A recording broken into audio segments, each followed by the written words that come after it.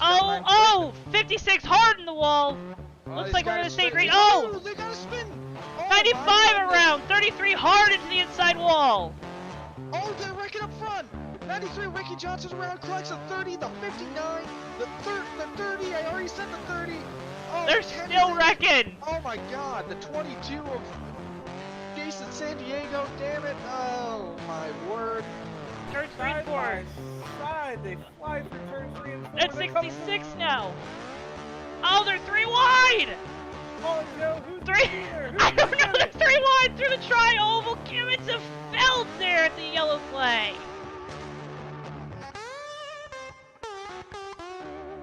For the lead, the 77 goes to the inside, doesn't have the run there. Goes back outside, he's going to try to have the momentum through turns 3 and 4. Peaks to the inside, it's going to be a drag race down the front straightaways. Callum rolls around. It's going to be at the line, it's so close. Marslack wins it.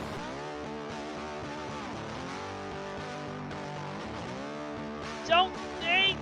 Oh, he got really close. He's going to look to the inside. Oh, they make contact. Oh my God, Joseph Weaver.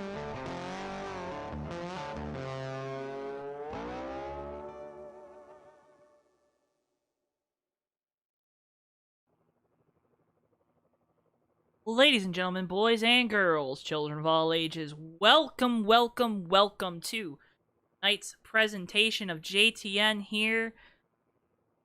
I think I might have missed my intro. Welcome, everyone. This is JoeTowNetwork here with you for tonight's presentation of the TMP Racing League Cup Series. It's a fun format we have here. We're going to get into that later on in this broadcast, but alongside me tonight is Mr. Tommy Bordeaux. Welcome to the booth, Tommy. Hey, Joe, good to be back once again in the JTN booth. I've got my JTN shirt on tonight, and I'm looking forward to seeing some action. It's our first race, both for this series and here at Atlanta on JTN. Yeah, and Tommy, it's going to be a great time tonight. Atlanta is always a track that provides drivers with a lot of challenges, one of those being tire wear. What are these guys going to face tonight in terms of that? Yeah, Joe, you hear it all the time in the NASCAR Cup Series, how abrasive this surface at Atlanta is. So tires certainly something you have to watch out for. That means later on in the run, you're going to see lap times fall off by a second, sometimes 2. And that means saving tires and pit strategy is going to be very important if you want to put yourself in position to win this race. And these guys are going to want to put themselves in the best position possible. Tommy, we have a couple different things tonight here at Atlanta. We're going to have a competition caution on lap 65. That's halfway in our 130-lap race here. That should provide these guys with ample amount of time to diagnose how they want to run this fixed setup here at Atlanta. Yeah, that could be one of the challenges of fixed setup racing, Joe. You have what you have, and you really can't change too much. So through the course of the race, we'll see who can adapt to it the best, and these drivers already having quite a bit of practice under their belts have a good grasp on it so far. But Joe, as the race plays out, maybe you find a little bit of grip up top, down bottom, wherever. We know Atlanta has been famous for some multi-groove racing in the past. We'll have to see if that holds true here tonight. And these guys, they're going to want to, like I said, it's going to be a long, it could be a long night for some of these guys. Atlanta is going to be a fun race, no doubt. Our first time here on JTN at Atlanta. Tommy, you mentioned that in our production meeting before the broadcast. It's good to be in hot Atlanta. It's good to be in Georgia, but there's going to be a lot of good things coming your way here on JTN in the coming weeks. Thursday night, we're going to have the Hobo Racing Modified Series from Thompson, I believe. Thompson or Stafford. It's one of the two. I believe it's Thompson again, though. And then Sunday night, we'll have the Hobo Truck Series here on JTN. But tonight, it's the TMP Racing League Cup Series from Atlanta. 130 laps of nonstop action. Before we get this going, make sure you're checking out our Facebook page, giving us a like over there if you haven't already. Make sure you're subscribed on YouTube to JTN. We appreciate all the support. We're on the road to 250 right now. Just got over 225 in the last week or so. Appreciate all of you guys subscribing, all the guys hitting the like button on all of our videos. It means a lot to us here at JTN just to see the support that we have gotten throughout just building this brand, Tommy. It's been a fun ride. Yeah, it sure has. And speaking of a fun ride, these guys are going to be hanging onto that wheel all night long. Atlanta, a tricky place. Don't let its shape fool you. It's one of the trickier tracks on the schedule to hit right.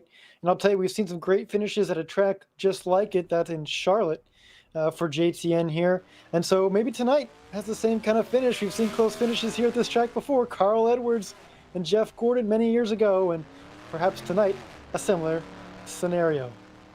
Tommy, before we even get to talking about the finish, we got to talk about the start. Why don't you take the fans home, at home, through our starting lineup this evening?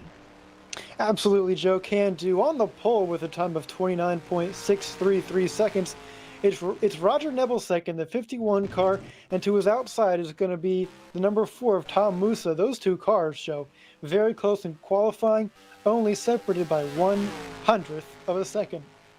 In row 2, it's the number 60 car. That's Milky, and the 22 there, Schaefer. Hey, they make up row 2, not too far behind our first row. Row 3, we have the 33 car. That's another Tom in the field for us tonight. And hey, a familiar name on the JTN broadcasting scene. It's the 44 of Danny Rubino. He makes up row number 3. Going back in the field now, Joe, the 21 car. It's Moho, with Matt Bergeron in the 77 to his outside. Now, row 5 making up the last of our top 10 starters. It's the 78 car of Wade Driscoll. And Jeff Schaefer in the 3. He's going to roll off 10th. 2 more qualifiers that set lap times. The 41 car of Josh Boyle in 11th. And the 7 of Mike Hartman. And cars that did not set a time but will be in the race tonight. John Palmer in the 108. Ricky Bumbelow in the 85 car. The 92 of Clayton Stokes. And Richard Fenkel will round out your field of 16 cars here tonight. Yeah, and 16 cars tonight, and from week to week, Tommy, this league has a lot of different racing action. Some weeks we're running the Cup Series, Monster Energy Cup Series 2019 mod here, like we are this evening. Some nights, some weeks, we're running late models at short tracks around the country, and then other Monday nights we're running those Indy cars that you saw a few weeks ago here. It's a great championship format, 10 races with each mod, Tommy, and there's going to be, at the end of the season, 3 different mod series champions. What do you think about that? Well, that's one of the beauties of NR 2003 is the diversity of mods that we have for it, made by the community over the years, and certainly between Indy cars and Cup cars and different types of physics at play here. It presents a unique challenge to these drivers. Who can wield them all the best and come away with champion? Joe, it's pretty exciting having won different championships in different physics and mods, so I'm sure these drivers are going to have a similar scenario here, just trying to figure out how to get the fastest way around. And Tommy, that's not all. We mentioned 30 races. Well, there's going to be an end-of-season champion as well, combined between the 3 series, where we talked about a championship being crowned for those series. The first 9 races are used to determine who the best 4 are, with the championship race, the 10th race for each mod being the championship race for that series. Those 4 drivers will go in, have a shot at the title at that 10th race. The last race, or the last 3 races, those last 3 races, which are mod championship races, are also going to be the overall championship race playoff. So we're going to go race 28, have 12 drivers, whittle it down to 8 for race 29, and then a championship 4 at the end of it, Tommy. It's a crazy format. It's going to be a lot to keep up with, but I think it's going to provide the drivers and the fans at home with a lot of interesting storylines throughout the season. Well, it's so cool that you mentioned all this and that they're having this format because, Joe, we just talked about it last week at the Hobo Racing League, how in sim racing, a championship format like that, mixing it up a little bit, having a playoff or a chase, whatever you want to call it, could definitely provide some extra entertainment that I think, in sim racing, my opinion on it, but I think in sim racing, hey, that's all right. So it definitely should be an interesting viewing experience, both at home for the fans and behind the wheel for the drivers. It's going to be just a lot of great racing action here. So glad you're joining us Monday night with the TMP Racing League Cup Series from Atlanta. Couple quick programming note. I see Steve Rubino out there in the chat, most likely cheering on Dan in that number 44 car. Thursday night's race with the Hobo Mods is at Stafford Speedway, not Thompson, Stafford Speedway up in Connecticut. A lot of great, again, racing action. And the best way to keep up to date with it is to check out the JTN Facebook page. We'll post anytime. A day of, we're going live. In fact, we post a lot of times before the day, so that way you can save the time. Join us here. Some, again, great racing action. 130 laps tonight. 65, we'll get a competition caution. Bunch things back up. Hopefully all the guys are still running, Tommy. It's a small field, but it's a very competitive one at that. Yeah, you definitely want to see tight, close racing. And like I said, Joe, mentioning at the top of the broadcast with that qualifying order, 1/100th of a second between Roger Nebelsick and Tom Musa on the front row. Yeah, it's going to be a tight one, especially going back even to row 3 and 4. I believe that's, yeah, Schaefer in the 22 and the other Tom in the 33. Make sure I get these first names right and his last names right. Yeah, Dylan Schaefer in that 22 car. 1/1000th of a second between 4th and 5th. So really close, guys. It should be a good one. And here tonight, 130 of the best laps we can have at Atlanta. Drivers, to your cars. Drivers being called to their cars, Tommy. Quick note, a couple paint schemes not making their way into the race. Apologies to those drivers and teams. We'll try to get that sorted out next time, but I always like to apologize for any of those issues at the top of it. Just, yeah, apologize for that. But Tommy, it doesn't matter what paint's on the car if you're not up front. Yeah, that's right, Joe. Especially for any drivers that have ever driven one of those unsponsored paint schemes. Hey, there's the command to start the engines. These V8s are all fired up underneath these stock cars. We got Chevrolets, we got Dodges, we got Fords and more. Right here on JTN, you're watching the TMP Racing League Cup Series at Atlanta Motor Speedway. That was beautiful, Tommy. That was absolutely. Thank you. Roger Nebelsick in that snuggle car, hoping to snuggle up next to a trophy after this race. With Tom Musa on his outside in that 4 Monster Energy car, then you got the 60 of Ron Milkey running 3rd with 4th place. I believe that's the... What number is that? 22? Yeah, 4th place would be that 22 car. Dylan Schaefer, seen him before in the IndyCar Series. And rounding out your top And 5. a good start for him. Top 5 is...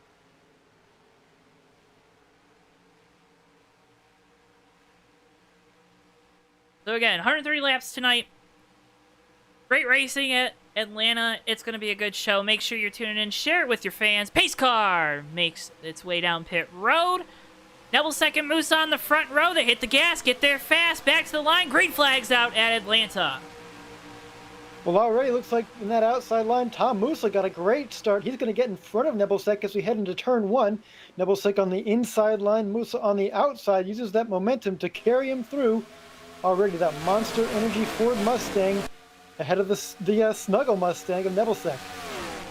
I don't think I've ever seen two completely polar opposite sponsors, Tommy. Monster Energy all rough and tough, and then little teddy bear with Snuggle on the hood, but give Musa lap 1 here at Atlanta. Well, that's got to feel good for Musa right now. I mean, we were so close to getting that pole in qualifying, and to come out here and make a statement, lead that first lap, that's got to feel good behind the wheel of that 4. Already we're single file as we get through the field, but right now Nebelsick, I mean, very close to the bumper of the 4 car. And don't look now, but it's the 60. That's Milky down there, and the Rebestas car is right there with him in the top 3. And right now the battle is for 4th, 22 and the 33, two double-digit numbers with the same digit, and then the 44 right behind. So Tommy, a lot of close racing action. Now, you said single file, but these guys, they know they got to push to try to get to the front. We already kind of see 2 packs forming. Yeah, but also, Joe, remember what we talked about at the start there, tires going to be pretty important. Wonder if some of those guys in the back just saving a little bit, making sure you don't get all the good off those good years and then just drive around on years for the rest of the run. No doubt, Tommy. And if I'm behind the wheel of the car, I'm thinking, okay, I know this first run is at a maximum. It's going to be 65 laps, right? So I want to pit halfway through this. We'll call it a stage. We'll call it a run through this stint for all our road racing fans out there. But I want to run halfway through this stint. Come get 4 fresh tires, fill her up with Sunoco Racing fuel, and then, go out there, run those last 32, 33 laps, depending on when you pit. Yeah, definitely that element of a stage break or a, competition caution. that kind of thing can definitely change how your strategy runs in these races. And I've run a few races where we've had one of those in other racing leagues throughout my time sim racing. And yeah, definitely the way you drive the car, the way you pit, it impacts that. And I think, it turns into a thinking man's game a little bit here because there's no guessing when it is. You're just trying to get your best strategy possible from it. So uh, doesn't leave as much up to chance. Of course, anything can happen here in NR 2003 on JTN, that's for sure. Yeah, and you saw 33 there move up into third position. That 33 car is moving right now, trying to hunt down Nebelsek for second. Yeah, the battle of the Toms there, if that 33 can get around Nebelsek, it'd be Tom Musa and Tom Fastcow up front. But right now, that Snuggle Machine snuggled up into second place. Losing just a little bit of ground to Musa, though, up front. Musa running a Haley Deegan-esque car there out front with that Ford Mustang. We look back throughout the field. It's top 5, really. There you see the 21 car, the 44 of Rubino. That's a familiar name. And then we got this second pack that's really been dicing it up, Tommy. Yeah, but it might be hurting them, Joe. I mean, if you're racing hard this early on, side by side, you're going to lose a lot of time. And I think at Atlanta, where these cars in this package can usually hold that throttle down. We got a wreck. Big wreck off of turn 4. Sorry, Tommy, but caution is out. Goodness. Cars up and over the 3 car of Jeff Schaefer. Oh, And they're still piling. They're still wrecking. Oh my goodness, Joe. We were just talking about them racing hard, and now some of those cars are going to be hardly racing. Oh, that is the opposite of what you want to do. Not even 10 laps into the race, Tommy. You do not want to be involved in a wreck this early. Well, that was a terrible crash. I'm just watching the race replay on my monitor here, and my goodness, that 3 car up and over. That was the number 3 of Jeff Schaefer. Yeah, Bristol's going to fetch us the replay here real quick, but oh man, that thing, it all started with I believe it's the 77 Castrol car on the outside, really wide through turns 3 and 4. Gets into the wall, tries to pull it off the wall. Bergeron in that 77, he's going to try to pull it off the wall, and just it comes down off the wall and makes contact with the 3. Yeah, really tough right there. When you get that close to the wall, sometimes you almost get sucked around a little bit there. And boy, for that 77 team, they may have been the first one in the accident, but really, Joe, doesn't look like the car's beat up too much, especially compared to that 3 car of Schaefer and a few others getting damaged there.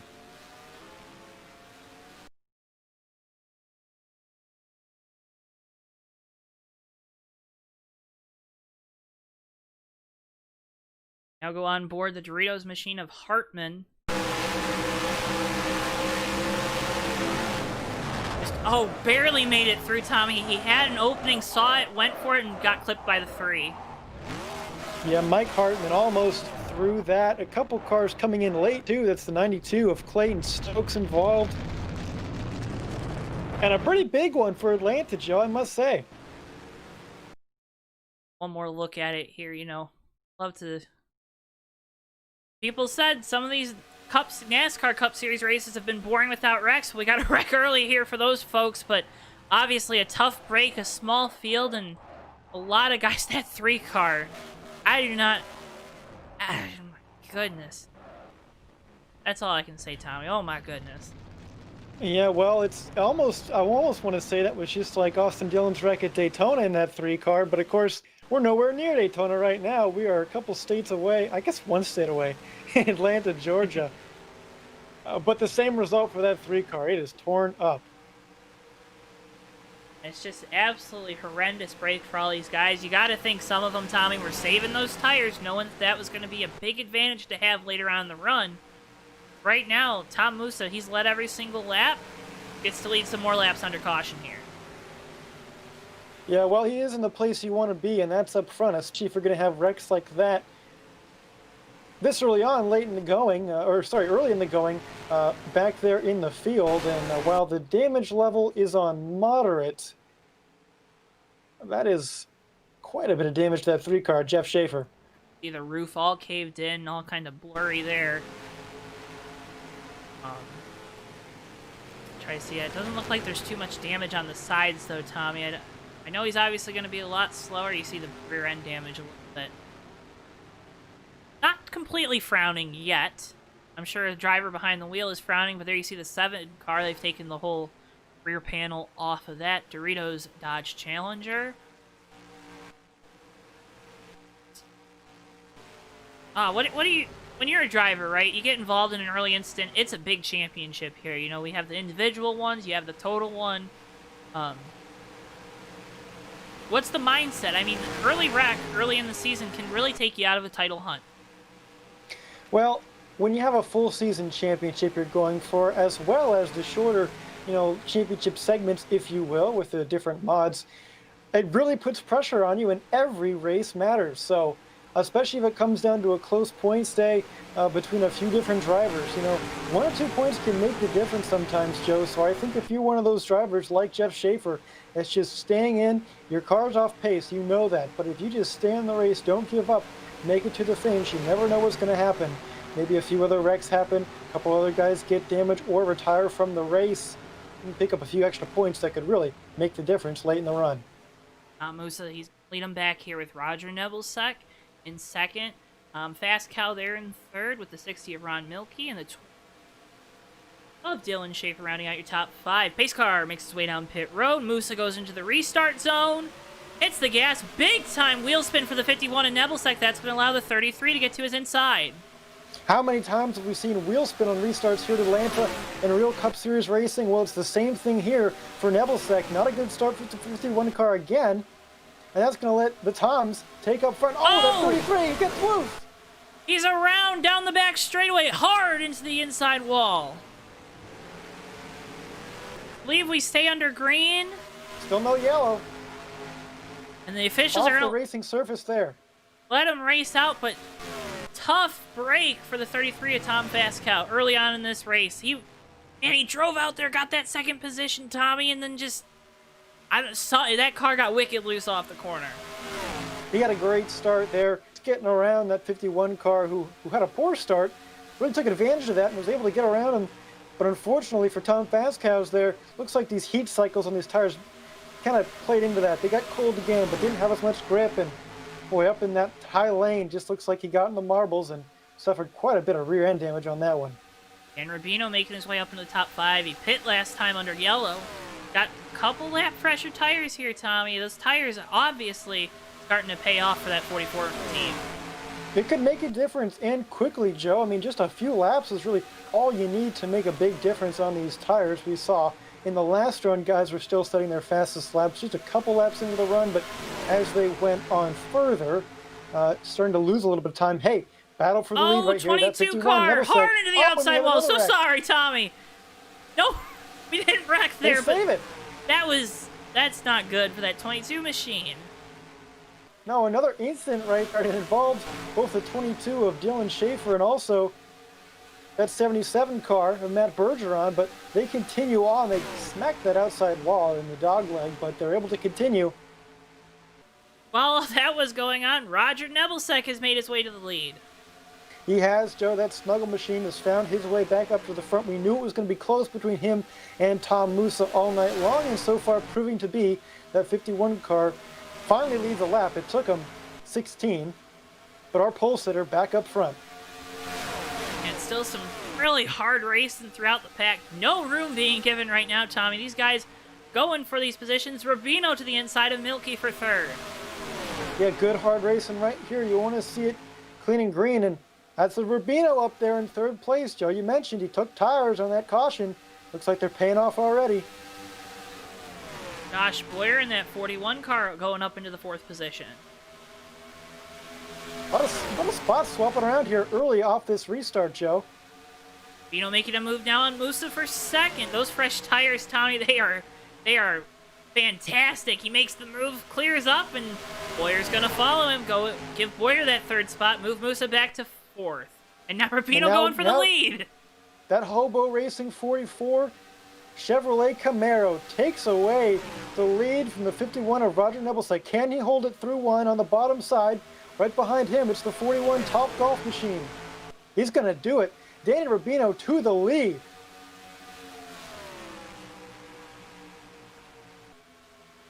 One car in second. Top Golf on the hood. Not in our broadcast, though. 44 Dan Rubino out front, followed by the 41, 51, and 4. We saw them battling for the lead, now battling for the third position, Tommy, and give it to Musa. Yeah, how about Josh Boyer in that 41 car? You may not see it on the broadcast, but a good shout out for Top Golf, the sponsor of that 41 Ford Mustang at the moment, but he's worked his way up quite a few positions, as has the 44, Dan Rubino, of course, in the lead in the Hobo Racing Chevrolet Camaro. Ooh, looks like you got a little bit of that apron there. You don't want to. You want to wrap it around that apron if you can. I would think though you want to run high, save the tires a little bit, but Rubino really playing with fire, running that low through the corners. Yeah, you don't want to make that mistake. Boy, you're really of high. clipping that apron. Now Musa's Now starting check this out. Yeah, Musa back up to third, Joe. I mean, this is crazy. They're trading spots like a trading card game in the 90s. In the 90s? So, like... That's all I got, sure. Did you never play with the Pokemon cards? Well, a little bit in elementary school. I wasn't really into it, but I had a few. A Venusaur, I think, was my best card. Got a caution. Looks like it's the 92 of Clayton Stokes. Is Stokes involved in that first incident? Already a lap down, it looks like. Whether or not that was from the yellow, we'll see here. Goes down into turns 1 and 2 and just gets really high, hits the wall, and after making contact with the wall, it sends him around. He goes for a spin in front of traffic, so the officials call the caution, then hard into the inside wall in that 92 machine. Yeah, we've seen these guys when they get high off the corner. Pretty much all their cautions so far, we've only had 2, granted, but both of them caused by just getting up high really close to that wall on the exit of a corner and then going around after some contact with it. So good thing nobody else was involved. Good job by that 3 car, Jeff Schaefer, just to avoid him. But unfortunately for that 92 team, 2 impacts into wrecks, 1 into a different car, now another into the inside wall. Makes his way onto pit road as leader everyone coming down pit road, Tommy. Yeah, no surprise there, Joe. Looks like the 77 of Matt Bergeron stayed out. He's going to try and lead a lap here. Bonus points so critical to a championship. Musa's going to win the race off pit road. Rubino's going to make it off second, followed by Nebelsick, Boyer, and Milky rounding out your top 5. Well, I think that run was pretty important with Rubino able to make so much ground up on new tires. I think everybody really learned from that. Now, I think you're going to see later in this race, if we have a quick yellow or something, you know, just a few laps into a run, you might see a lot more guys gamble and make that move to get tires. It only took him a few laps for Rubino to get to the lead in that 44 Hobo Racing Camaro, so maybe a little bit of strategy in the minds of these drivers and crews as we continue this race after seeing what they just saw out of the 44 team.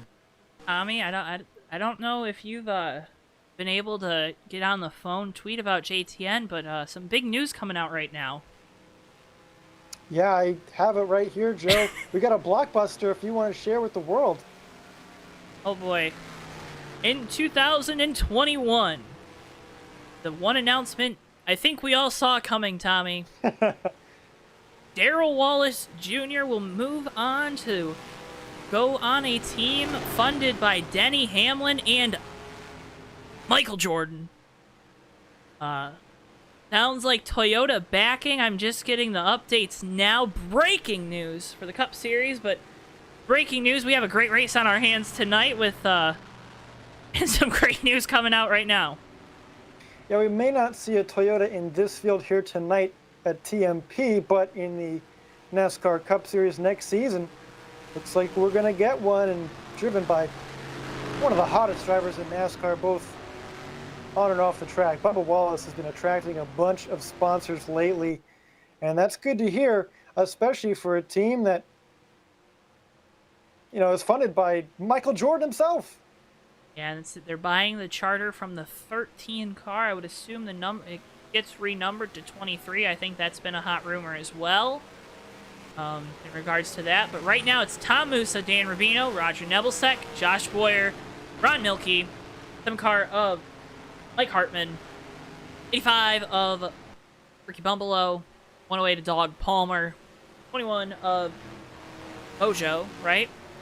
22 of Dylan Schaefer, 78 car of Wade Driscoll, 2 car of Richard Fenkel, and the 77 of Bergeron with the 3 and 33 taking wave rounds there, Tommy. Yeah, real quick, Joe, one car already retired. It was the 92 of Clayton Stokes after that incident there on the backstretch wall. Retiring early, not a great points day, not a good way to start the season, but it's not always about how you start, it's how you finish. And right now, how you start, these top 3 right here, Joe, have been the ones up front pretty much all night long as the pace car peels off, going down pit road into the restart zone. And we are away. Tom Musa leads him down towards 1. Good start for that 4 team again. Absolutely on it. It looked like Dan Rubino might have been sleeping a little there on the restart, already falling back 5, 6, 7 car lengths as the field goes through turns 1 and 2. Musa legging out his lead here already, and we've seen him do the same to the 51 of Roger Nebelsick, but now with Danny Rubino behind him, let's see how he can hang with that 4 car. 4 car got a little loose there off of 4. Musa getting a little loose there off of the corner, Tommy. It's a big moment there for the 4 Monster Energy machine. Yeah, but he seemed to recover pretty okay, Joe. Didn't really affect him too much. I think this 44 car, Danny Rubino, trying to save tires a little bit here.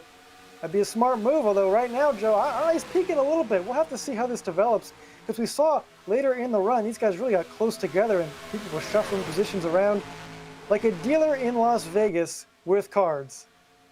Yeah, we're hitting on all the dad jokes right now, Tommy. 44, Rubino looking to the inside again through turns 1 and 2. I don't know if he's going to be able to get it. Washes up. Musa goes high to give him a little extra room. That's going to allow Rubino to move out to the lead as we got a car around on the backstretch. Well, forget saving tires. It looks like the 78 of Wade Driscoll down on the apron. Shouldn't bring out a yellow if no cars come when he rejoins. Well, the 41 just put us. Musa's been falling. 41 of Boyer. Oh, contact with the 4 of Musa. The 41 of Boyer, he put a... Oh, Milky now around. Oh, no. Contact with Dog Palmer now with the 41 car.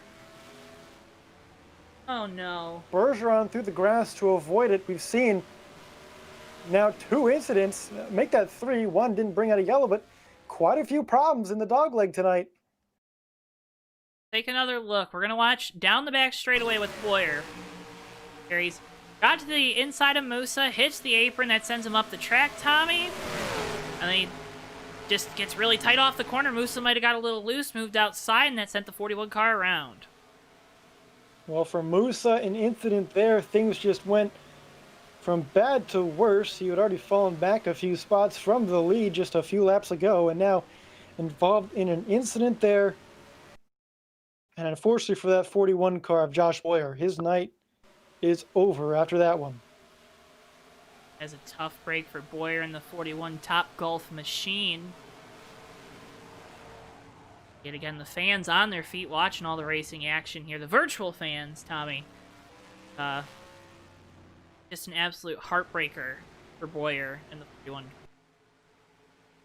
Yeah, certainly a heartbreaker indeed. But the fans, like you mentioned, Joe, both virtual and watching online, I've had plenty of action so far, and we're only 30 laps into this thing. Well, and like I said at the top of the broadcast, it's going to be a fun night. So make sure you're sharing it with all your friends and family if they're not already tuned in. We appreciate everyone tuning in this evening. A very eventful Monday night. We got Monday Night Football, Tommy. Big news in the NASCAR world today, especially with Ross Chastain as well, moving to the 42 car. And the other news that we just mentioned, you also... You have a lot, and Stanley Cup Finals are on right now. I mean, it's a great time to be alive, and we're so happy that you're choosing the best option out of all those things. JTN here with the TMP Racing League.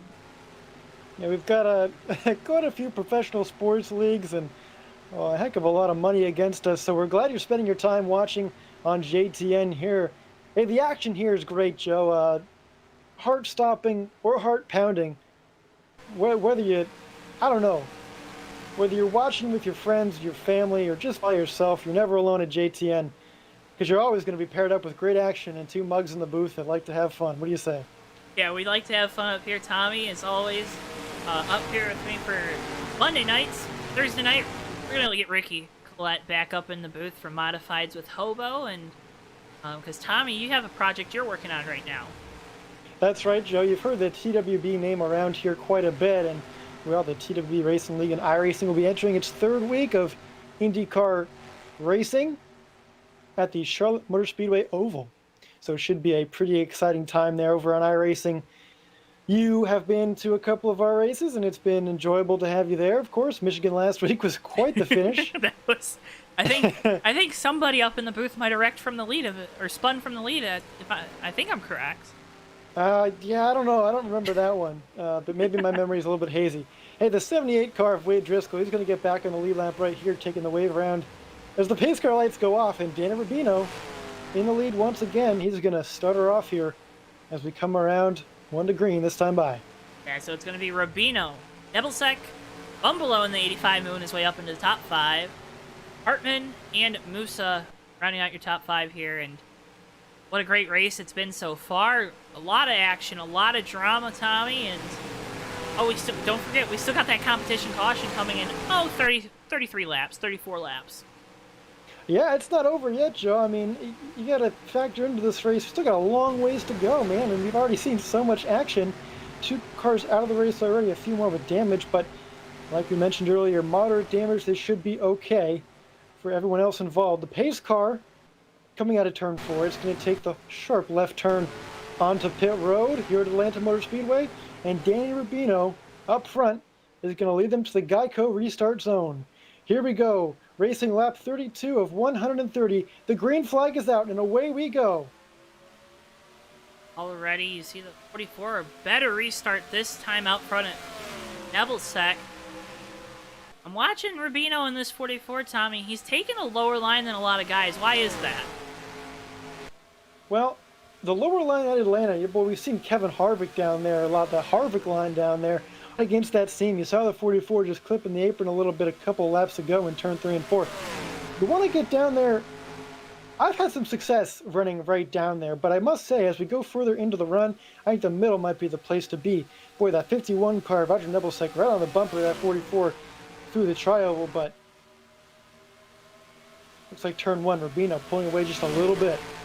Yeah, and Tommy, I think, you know, it's sim racing, right? Where everyone's out here to have some fun. Yes, it's competitive. Yes, everyone wants to win.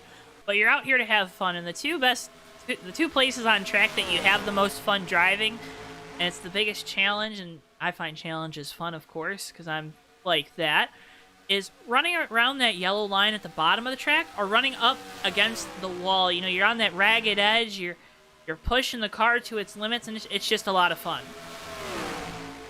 Yeah, when you're always, when you're pushing it to the edge of the race car, of the track, of yourself, that's when racing can be at its best, especially when you're racing against a car for a win or in the late closing stages of a race. So I got to say, sim racing indeed can be awesome. And certainly tonight has been no exception. We've seen a lot of changes for the lead, the top 5 positions, but right now it's Danny Rubino in hot pursuit, that 51. Roger Nebelcek's been hanging around seemingly in that top 3 all night long. That 51 car qualified on pole, Tommy, all over the back bumper Rubino as we go down the back straightaway. We'll have to see if that 51 just saves his tires a little bit here, Joe. I wonder if he knows that you got to save him a little bit to be fast later in the run. But so far, I don't know, especially that 44 up front, doesn't look like he's been backing off any bit. Got another yellow here. Except for now, because we have a yellow. And it looks like it's the 7 and 33 cars. 7 in the grass. Looks like put it up at the 7 car puff and smoke, Tommy. That looks to be terminal. Yeah, we mentioned that 7 car in an incident before. Mike Hartman, not the smoothest night for the Doritos machine. His car may as well be turned to Dorito dust at this point. Here you see he goes down into turns 3 and 4, clips the wall, tries to get out of it, gets out of it, and then the car just goes for a spin. Gonna make contact with the outside retaining wall, and then the 33, nowhere to go, makes contact with him. 21, or 22 rather, sorry. Makes contact with the 33. Just, again, chain reaction here in Atlanta. It's a narrow track off of turn 4. That has been, turns 3 and 4, Tommy, have been the trouble spot all night long. We've seen quite a few incidents through there, some that turned into yellows, some that didn't. But yeah, right there, I mean, it's a trouble spot for drivers. I mean, oh my goodness, especially with those high speeds coming after the corner. Just watch it on the monitor right here, that 33 car of Tom Fastcow's. Man, hard impact. Hopefully both drivers are okay, and I'm sure they will be. The cars, on the other hand, Joe. Yeah, they're not okay. Well, you know, we build these cars so safe for these drivers now, Tommy. I think, you know, with a lot of the safety advancements, it kind of, I don't want to say it takes away the durability of the cars, because they're, you know, they're more durable than ever. But when you have things like crumple zones, it's gonna, and, you know, the foam doors, it's gonna make it so if you make slight contact with somebody, if you hit that outside retaining wall, it's gonna hurt the car a lot. Saw that with the 7 machine, with the whole front end caved in, smoke billowing out, worse than a chimney, on Christmas Eve. And, maybe not Christmas Eve. You get my drift. You catch my drift. Well, Christmas Eve, that'd be quite dangerous. I believe someone's supposed to go down that, and if it's on fire, then, Yeah, it wouldn't be good. someone's not getting presents that year, I'll tell you that much. But hey, I'll tell you what, Joe, like you mentioned, one good thing about sim racing, though, however, is we do not have any tire rubs that turn into blown tires, so That is true.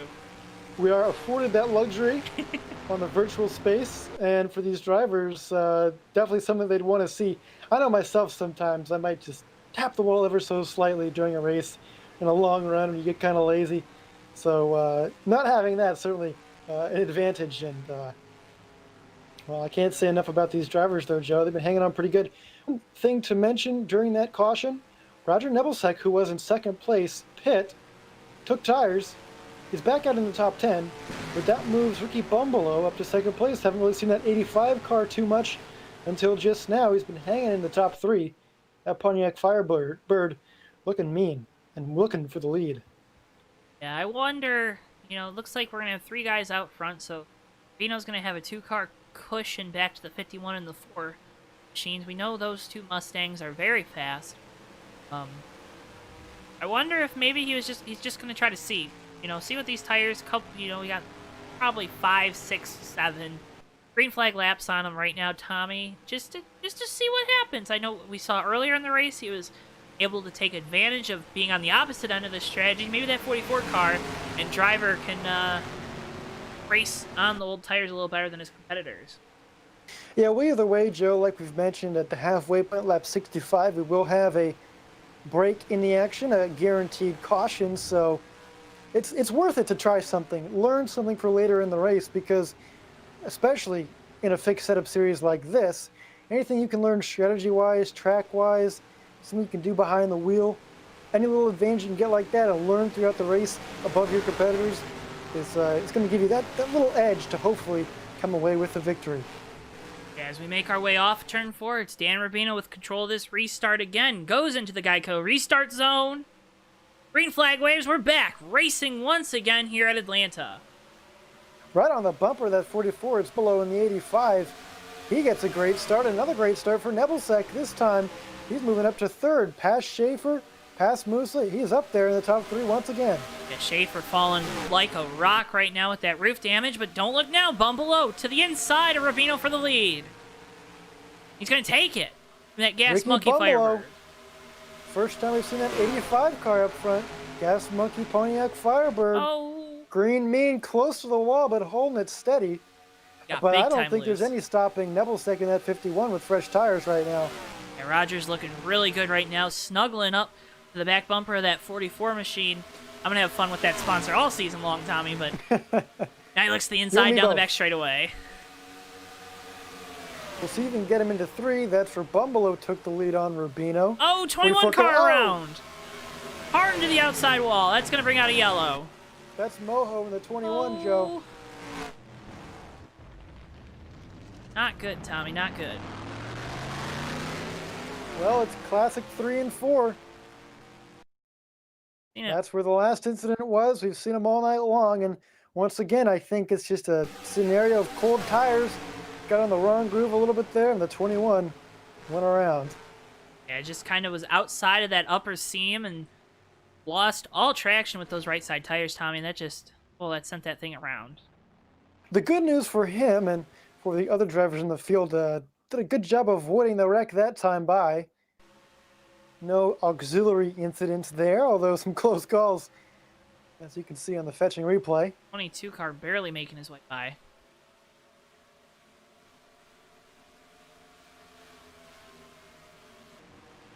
Bristol's doing a pretty good job with the replays tonight, isn't he? He's getting us all this action. He's doing a great job, really smoothing out there. You know, it's a difficult challenge to have a dog as a producer, but you know what they say, old dogs can learn new tricks, and he just may have a few more up his sleeve as we progress on through the year on JTN. Got a couple more tricks up his sleeve, Tommy, but Bumbelow, still your leader here, elects to stay out on the old tires. I don't foresee that being a great strategy. Maybe putting a heat cycle on the 51 and 4th tires might slow him down a little bit, but Dan Rubino has come to pit road to get fresh tires as well. Yeah, I think it's a smart move by Rubino. He was on probably the oldest tires in the field at that point in time and already losing spots from the lead anyway. You might as well go down there, and seeing what the 51 of Nebelsic was able to do, Rubino trying to do what he did earlier in the race as well, and making his way through the field up to the front of the pack. And But it's Bumbelow in first, Nebelsic behind him. Take it away, Joe. you got Tom Musa running in 3rd, the 22 car of Dylan Schaefer running in 4th, 77 of Matt Bergeron in 5th. Good rebound so far for the 77 team. 2 car of Richard Finkel has made his way up to 6th. 7th is Ron Milkey in the 60. 7th is Dog Palmer in the 108 Challenger. 78 car of, I've lost count, of Wade Driscoll in 8th. 9th is the 33 car of Tom Fascal. Running out your top 10 after pitting there is Dan Rubino in that 44. Then you got the 3 car of Jeff Schaefer. There, we saw him up and on his roof earlier on. 21 car of Mojo in that Chevy Camaro. And then the 7 car of Hartman on pit road. Tommy, I was going to say, I forget what I was going to. Oh, thanks to, I see Steve Rubino, Brendan Spadafora in the chat. Thanks, guys, for tuning in. We see all your comments. Thanks for all the... I've seen some nice stuff in there saying we do a great job. Thank you so much. It means a lot to us, especially when you put it out there in the chat, but where everyone can see how good we do. You know. Tommy, I'm not a guy that likes to say that I do a good job, but dang, I think I'm doing a good job with all this. I think we've done a really good job getting all this started. Well, every week, Joe, it seems like I come back to the JTN network to broadcast here, and that subscriber count goes up. We get people in the chat always supporting these races, it seems like every single time out, and it's great to see, especially when the racing is as good as it is. We're not even halfway yet, but boy, like Steve Rubino said in the chat there, it is pretty much anyone's race at this point. We've seen multiple leaders, lead changes, people in the top 5, top 3, a lot of back and forth, tire strategy being a part of this race as well. Really, who knows who's going to win this thing? Yeah, it's going to be a crazy one, and we showcase the best NR 2003 racing on the web, so you can check out those leagues in the link in the description below, the TMP Racing League and the ASRA National Championship in conjunction for this 30-race championship. Tommy, we're getting ready to go back green flag race, and I'm excited. I want to see a long green flag run. I want to see what these old tires on the 85 of Bumbelows are going to do.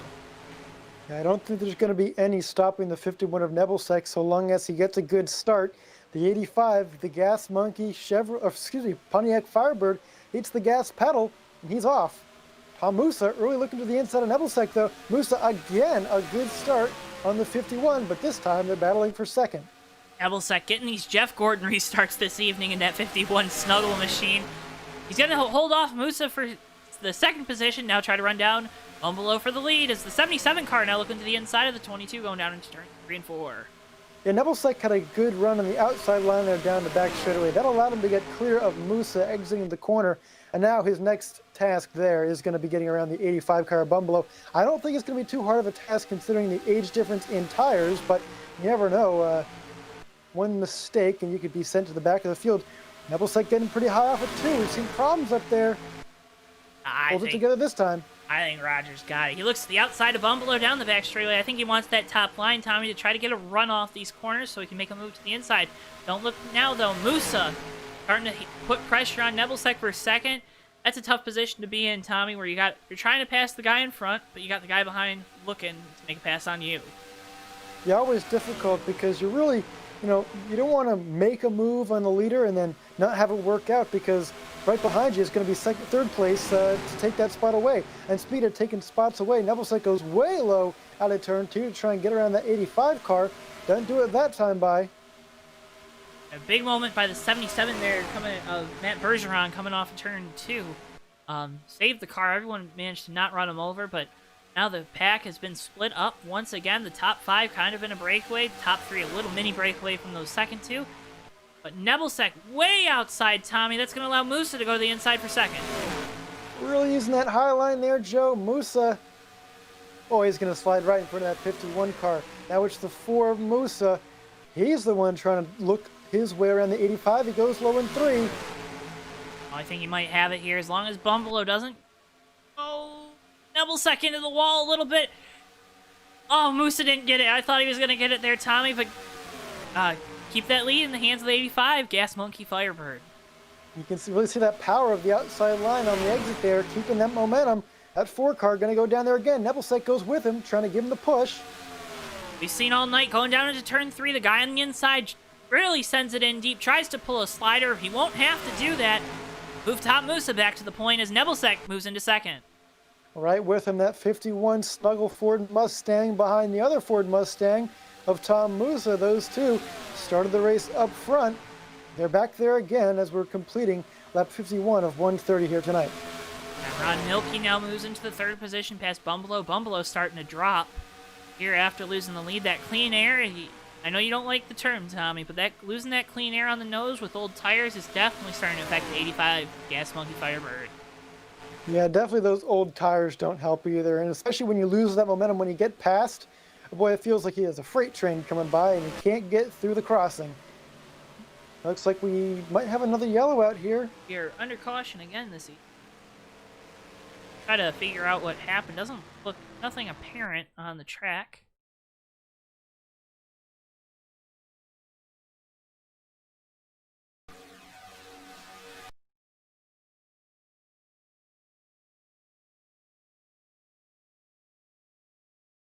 Tommy.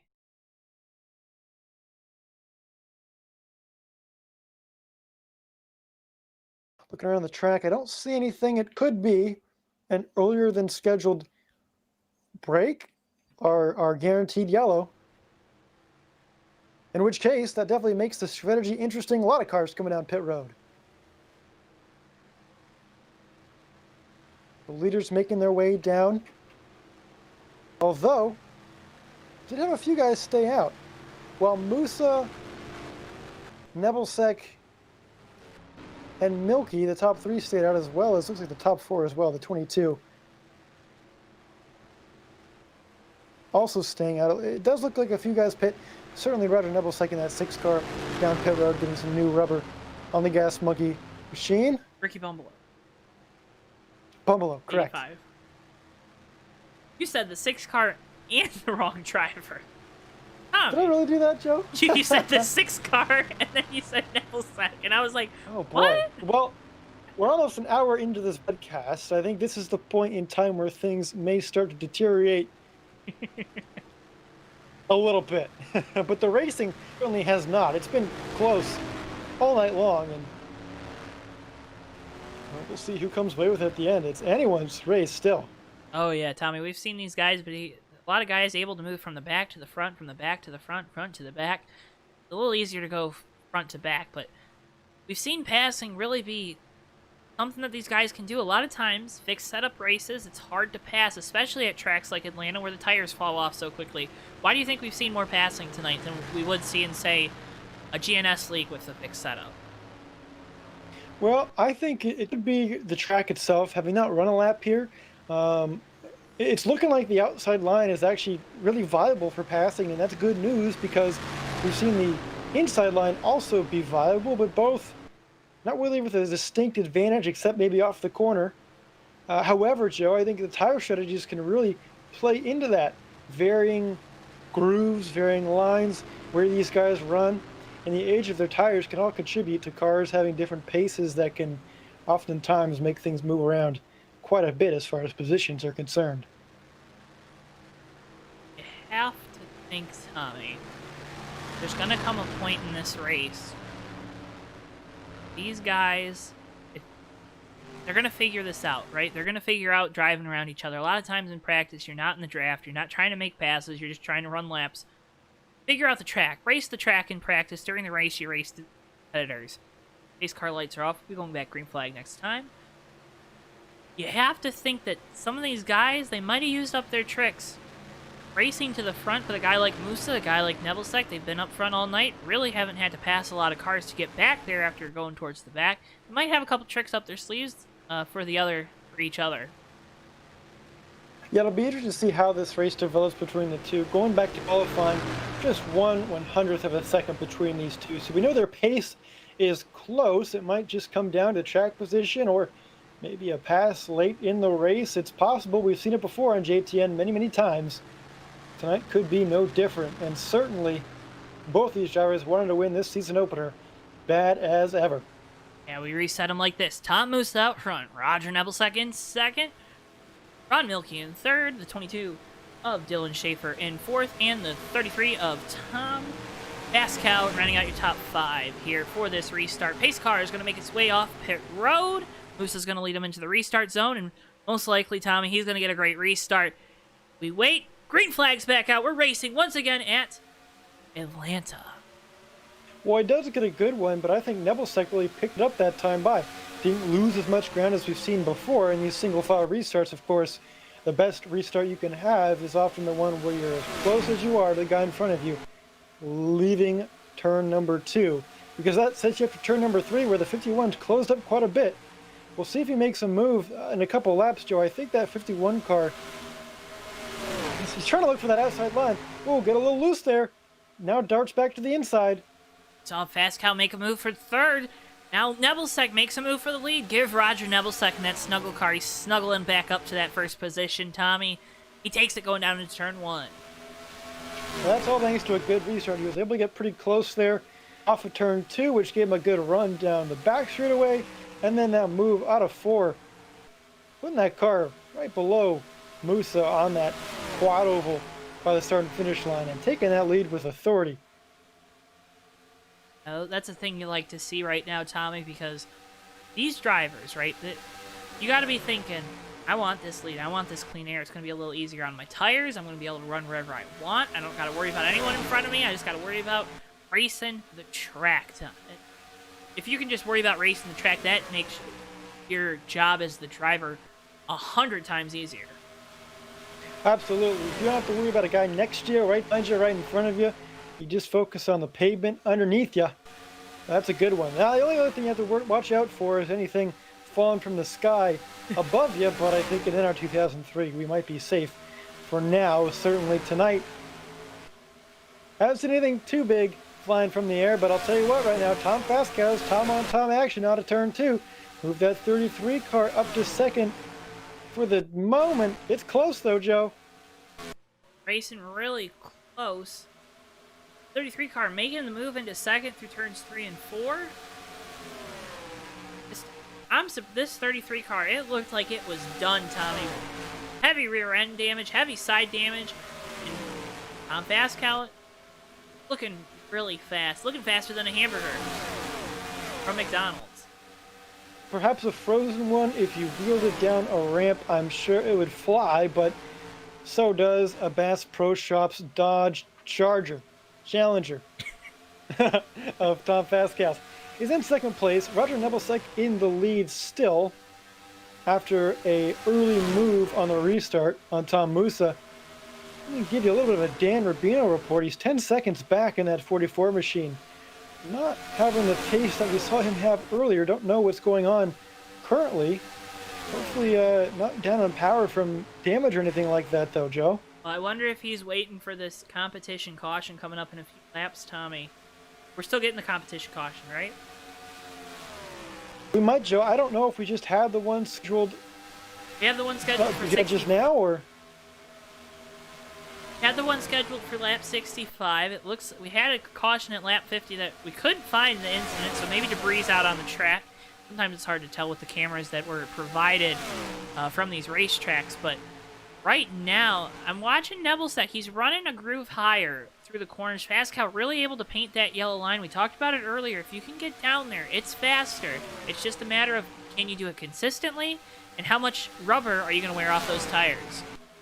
Yeah, something you really got to think about, and we've seen earlier in this race, Rubino hit a little bit in 3 and got loose. Is you don't want to hit that apron down there, certainly. I mean, you want to get close sometimes, but if you hit that, that's going to unsettle the car a lot. We've seen it before, including the last time we broadcasted some of these Astro drivers in the IndyCar series at Michigan. It can cause a lot of incidents. Having a Bergeron out into the outside wall. He's going to go through the grass, saves it. Right now, it's these top 5, and they're side by side for those. And that 33, Bass Pro Shop's car. It's another Tom to lead with a Tom right behind him. Fast Cows leads Musa as those two now 1 and 2, and Nebelsack going the wrong way. Down into 3 and 4. It's the Tom and Tom show, Tommy, and I know who you know who I'm rooting for. Tom in the in one of those race cars out there out front. As the yellow flag waves, this, I believe, is our competition caution. That would be it, Joe. Race Control has thrown out the competition yellow that we were expecting to have. And for Dan Rubino, a lifesaver, Joe. I mean, a few more laps of that run. It looks like his pace falling off to the point where in maybe 10 laps' time, he might be lapped. So hopefully that 44 team has still got all 8 cylinders under that hood.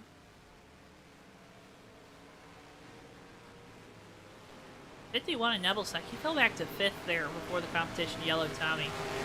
I hazard to wonder if that's maybe a strategy call. I don't think it would. I don't know why he'd give up position. But tough break there. He was on the outside, losing positions after being out front. All these guys are going to come down pit road, get some more fresh Goodyear or General tires in case of Nebelsack in the 50.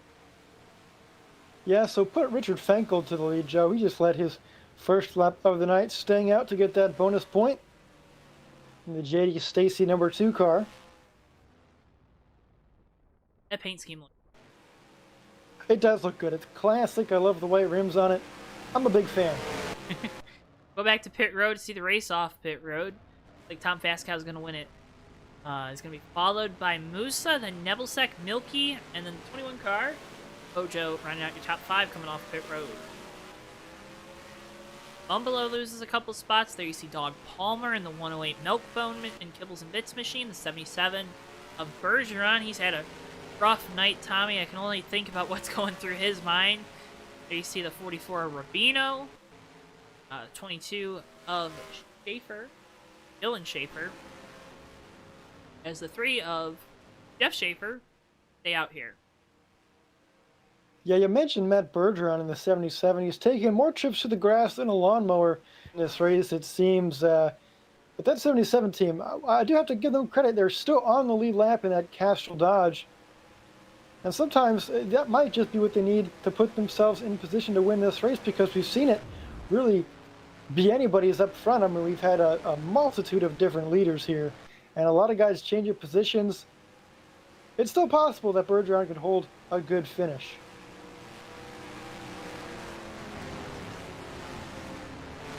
Yeah, and I think, Tommy, the biggest thing right now is going to be keeping those tires fresh. It sounds like, it looks like, we're due for a long green flag run. We were starting to get one there. We were getting the makings of it. These guys, they've had the chance to figure out the cars. They've had the chance to figure out the limit of the track and the setup. You got to wonder, if these guys are going to be able to go on a long green flag run, take advantage of the information they've learned, that they've collected, the data they've collected throughout this race mentally, and then go out there and use that to win this thing. Yeah, so that's something you got to figure out here, Joe, is what's your strategy going to be? Because on one hand, you no longer have that guaranteed yellow. So as far as we know, this thing could go the rest of the way, all green flag, and in which case, if you're using the snot out of your tires, You're not going to have any mucus left to grip the track. I'm sorry, that was a disgusting metaphor right there. But what I'm saying is, you don't want to burn up all your good out of these tires early in a run, and then you go green all the way and you have nothing at the end there. So, yeah, definitely that balance. If you save, and you save and save and save, then by the end of this thing, maybe you don't have that track position that you wanted. So, Delicate bit game. of a gamble there. It's a delicate game, Tommy. It's going to be 78 car. Getting waved around now? Is he on the road? Well, it wouldn't be a wave around because Mike Hartman, the only car at one lap down. Looks like Driscoll's going to come down pit road. That's a peculiar move. Are the lights still on the pace car? Oh. They're off. He makes his way down pit road. Give the lead to Fast Cow in the 33. He's going to have a big jab back to Musa. Green flag's back out here at Atlanta. Well, I got to say real quick here, Joe, with that 78 away Driscoll, he might have gotten the point for leading a lap. Extra bonus points always wanted, but right there it could impact him even worse. He might lose quite a bit more. Just 2 positions. Well, and as part of the strategy, too, we've had a lot of cautions tonight, so you can get those laps back with a lucky dog. You said only 1 car a lap down. Get it back with a lucky dog, a wave around, one of those 2 options to get those laps back. You put Hartman back on the lead lap there with that yellow, like you said, so 14 cars still in this race, and all of them on the lead lap at the current moment. I suspect the 78 of Wade Driscoll will be 1 lap down here shortly, but Tom Fastcow's, that 33 car, he made it to the lead, and he hasn't relinquished it since, really, except for pacing laps. Yeah, right now, the only battle looked like it was 21 and 85. Bumble backs off back into 6th position. Yeah, Fast Cow doing a really good job. Like I said, Tommy, rebounding. It's all about, yes, you had a bad break at the start of the race. Your car got loose on you. You didn't expect it. But how do you rebound from that situation? How do you make good on a mistake? And right now, Tom Fast Cow in the 33 Dodge is doing that exactly as I think the game plan would be. One thing about sim racing is as much of a mental sport as it is physical. I mean, you really, it takes a strong mind to persevere through a lot of adversity. Moments that would otherwise think, oh, geez, I'm done with this race at this point, but to fight back from it, and credit to the crew for fixing up that 33 car, to come back and now lead this race, really impressive mental drive there by that 33 team as a whole. But don't look now, right behind him, it's the 51 and the 4, Musa and Nebelsic. We've seen them in that top 3 all night long. They want that lead back. Now those 2, Tommy, those Fords are fast here at Atlanta. Probably getting some help from Kevin Harvick on the setup run. Or not on the setup, it's a fixed setup race. Getting some help from Kevin Harvick on how to run the track as being part of the Ford Performance family. But right now, those 2, they're hunting a Dodge. Dodge don't even race in NASCAR, Tommy. How is he out front in that Challenger? Well, he's just doing a heck of a job wheeling that thing, Joe, and some good strategy, of course, to put them in the right place. I mean, we're coming down here, Joe. We have about 45 to go this time by. Make that 55 to go this time by. Quick maths. So we've got a long ways to go, certainly. But depending on how this race runs, like we were talking about, if we get a yellow, if we stay green, I mean, I don't know. It's going to be an interesting balance between who's saved their tires and who's just been running as fast as they can. Wade Driscoll, you see on the apron just now, he is 4 laps down, going down pit road once again. Tough break for that 78 Mountain Dew machine, but guy that had a tough break early on, he's rebounded as Fast Cow in lead in this 33 Bass Pro Shops machine. Right now, it's Neville second and second, Moose third, 60 of Melky, and the 21 of Mojo rounding out your top 5. Tommy, real quick, while we got this green flag run, before we start seeing some passes for the lead, I want to shout out a couple of our sponsors. Make sure you're checking out JoeTow Designs in the link in the description below. JoeTow Designs provides you with some of the greatest racing apparel. Great designs made by yours truly. Use code JTN2 for 10% off at checkout. Appreciate all the guys that have also gone to our JTN merch store to purchase some shirts and some apparel. Tommy, you said you got yours on this evening. It's a great shirt. It's a great, I can't say enough about it. It's a great shirt. It looks fantastic, especially on you, Tommy. Well, thank you, Joe. I'm flattered. It's great to be wearing a Joe Towinski original, especially while I'm broadcasting the race. Makes a lot of sense to me. Makes a lot of sense. And remember, you can check out the JTN merch store to wear the same official apparel as yours truly and Tommy Bordeaux. Also, check out AutoSim. Link in the description below. AutoSim is currently out for free. Yes, Tommy, for free with both of us in the game. It's in the game if it's in the game, if you get what I'm saying. But AutoSim is out now. Go to autosim.weebly.com or check out the link in the description. To find out more, download the game. It's a text-based simulated NASCAR racing game. Check out their Discord where you can find mods and a great community. That's autosim.weebly.com. AutoSim, the premier experience in simulated text-based racing right now, Tommy. And right now we're getting a great experience of commentator simulation here at Atlanta with these TMP Racing League guys and their Cup Series. Honestly, Tom, I didn't expect us to get single file like this and be this close after the carnage we saw early on. Yeah, top 5, all within a second of each other, and then back to Bumble, just a few more tenths to him. I'll tell you what, we've seen a lot of different leaders of this race, but right now, Tom Fastcows looks like he's in control. Oh, we had a yellow out, Joe. Look, I'm thinking it might have to do with the 7 machine.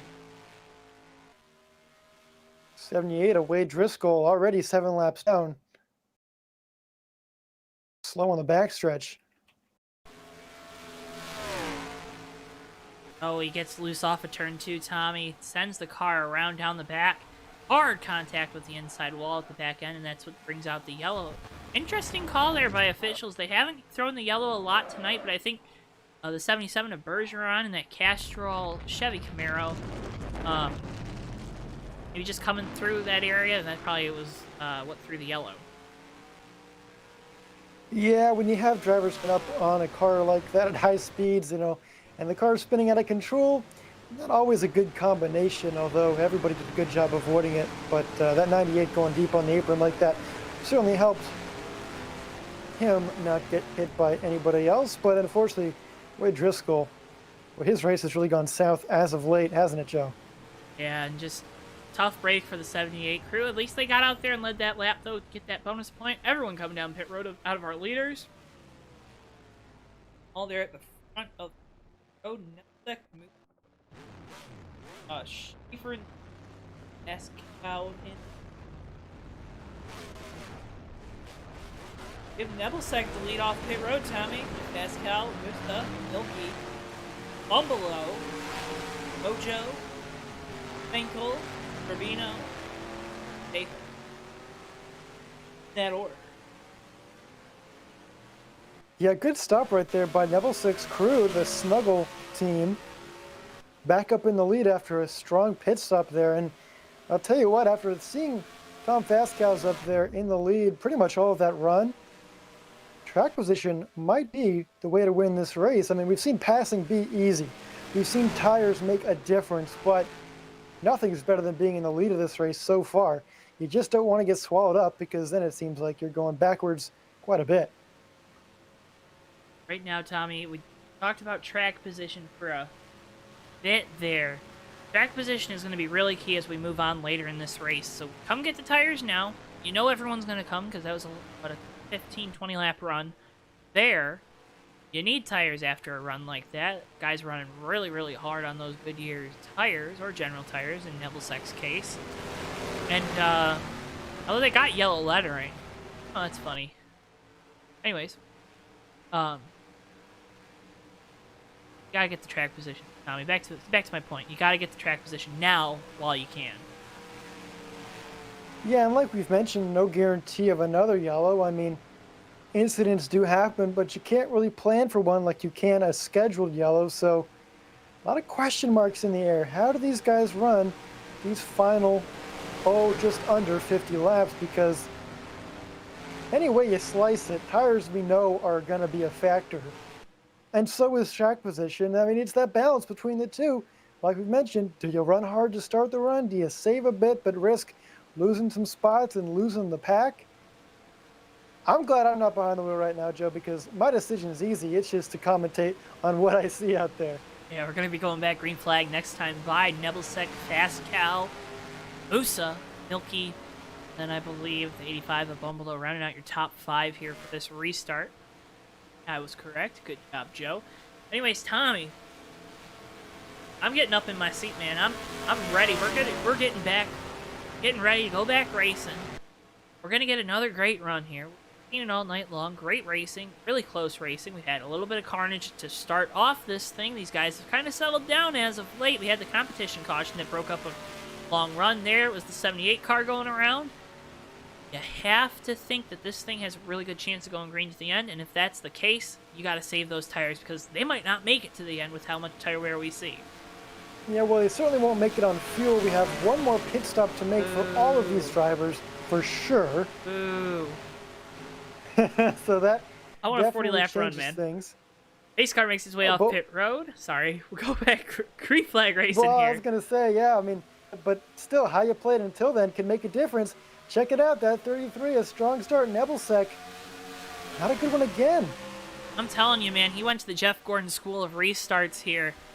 Falls back into second. Bumbalo way out by the outside wall there through turns 1 and 2. But right now, Nebelsek, he's going to have a little bit of a run. It has a little momentum going down to turns 3.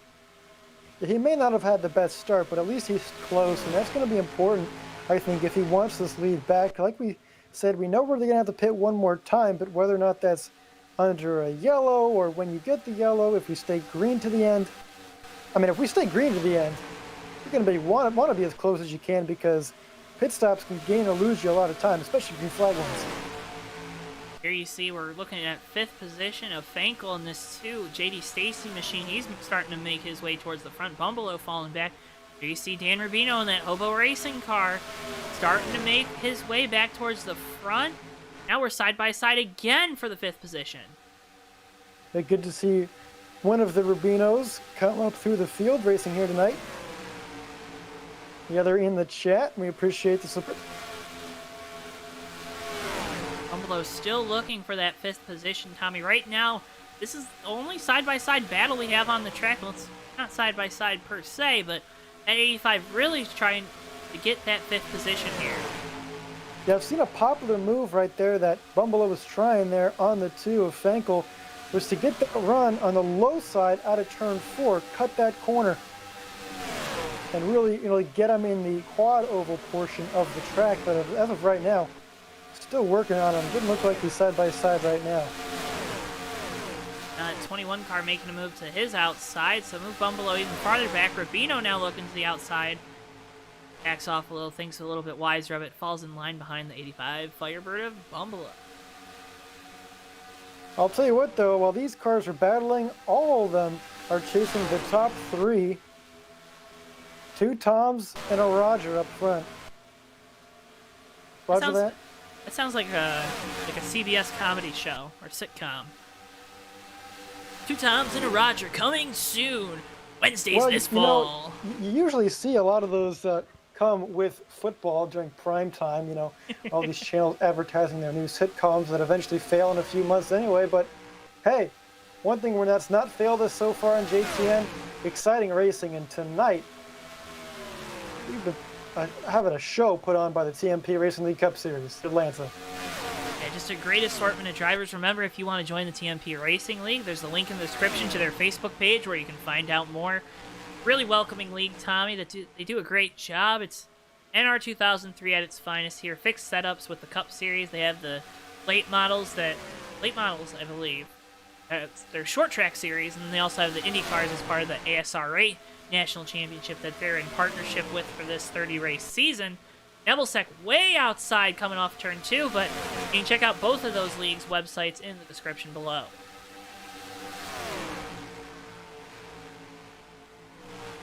Well, Nebelsek here, looking on that 33 of Tom Fastcow, looking at the fastest laps of this race, it wouldn't surprise you what the top 3 are on those. It's the 51, 4, and 33 respectively, and as they run, all 3 of them in the top 3, as they have been for a majority of the night. Nebelsek, of course, the sitter of this race.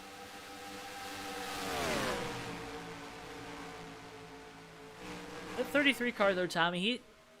Like I said, the 51 and 4, they haven't had to go through the adversity. They haven't had to rebound from early incidents. That 33 car, early on in the season, being able to do that, say your team can do that, that's got to be a big boost to the confidence for that 33 Dodge.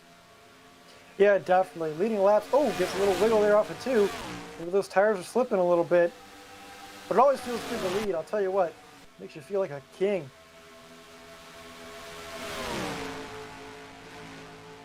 So he's done such a good job that 51 and 4, they're running higher. So what that means is they're going to be able to keep up a little bit more momentum, get a good run down these straightaways. But that 33 car really pulls them throughout the corner, Tommy.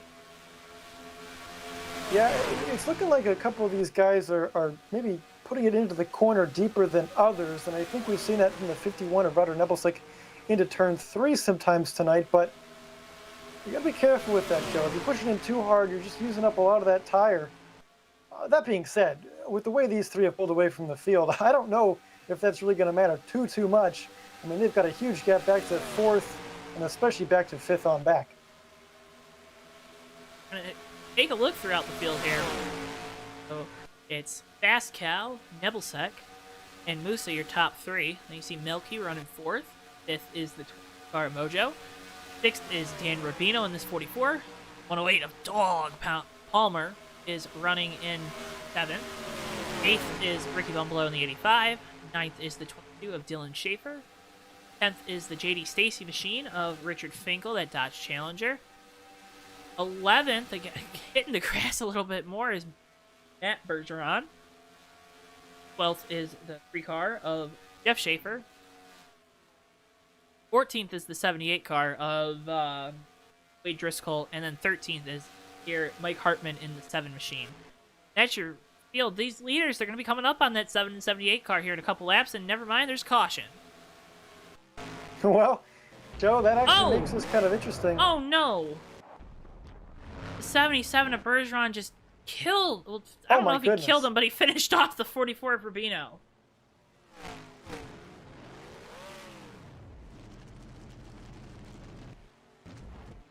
Oh, and there's huge implications with that, both for the cars on track as well as fuel strategy. We'll get to that in a minute while we review the replay here.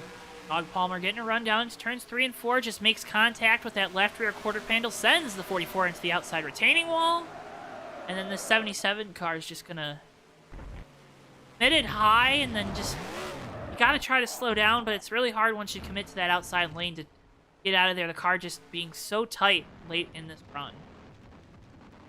Oh, my goodness, we've seen a couple hard impacts, late in a yellow flag period.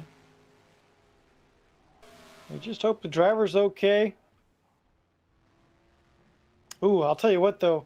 That 44 car was moving a little bit there. I don't know if that's it's a tough situation. Yeah. It's just a tough situation. Yeah, but that being said, right, that 77 was committed to that high line. And boy, not what you want to see, especially for a fan favorite like Dan Rubino. A lot of damage to that 44 car. Moderate damage, though. Could rebound, get at least a decent finish. He comes back, he comes back down the track a little bit. I don't know if that necessarily hurt him any more than what would have happened if he didn't move, but a tough break nonetheless. Everyone coming down pit road here, Tommy. Well, everyone. That. Like Palm or Fast Cow coming down pit road the second time by, he's gonna give up all that track position. Yep, what I was going to say, Joe, this makes it very interesting for fuel mileage, fuel strategy, because this is going to be right on the edge of the window for these guys to make the distance without having to stop again. So you can see the 51er Roger Nebelsic inheriting the lead and clutching to save as much gas as he can. It's really close on that fuel window. I have to say, Joe, it's going to be a tight one. Yeah, I would think about coming down pit road one more time, top off fuel here right before you get the one to go. But right now it's Nebelsic, Musa, Mojo, Milky, and Bubbalo, your top 5.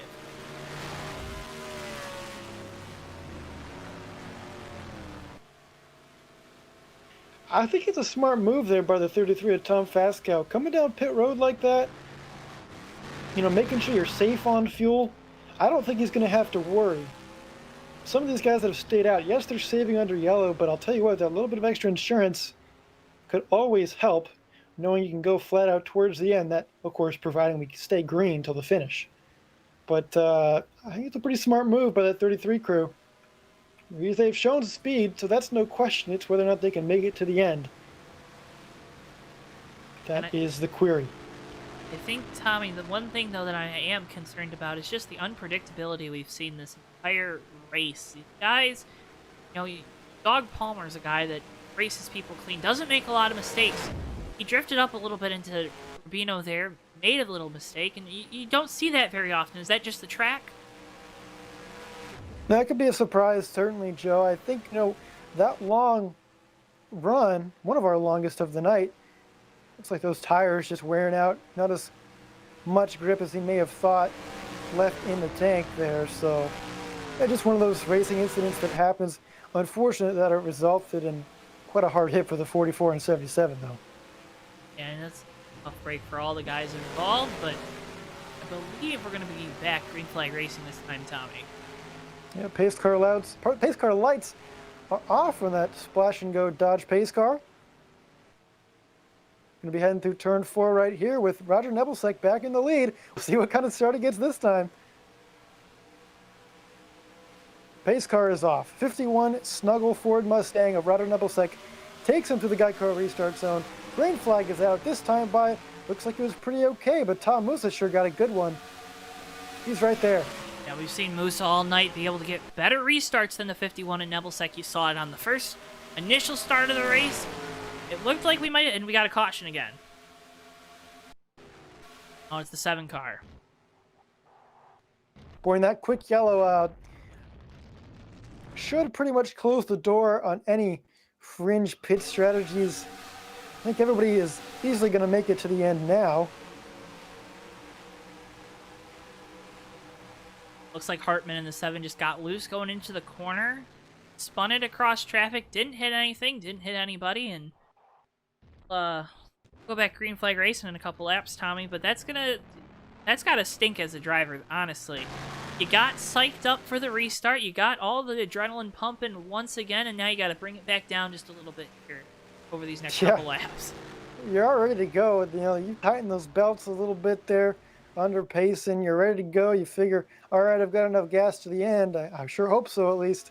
I'm ready to drive this thing to the end. So to have a caution that early there, kind of, breaks up that momentum a little bit. Got to get back in that mindset here. A lot of rhythm, especially in a fixed setup series like this, important to have, and you're just going to have to get back into it. Look at our flagman. Flagman's done a great job tonight. He's had to do a lot of waving to the cars. Yeah, certainly earning his paycheck here at the Atlanta Motor Speedway. No doubt.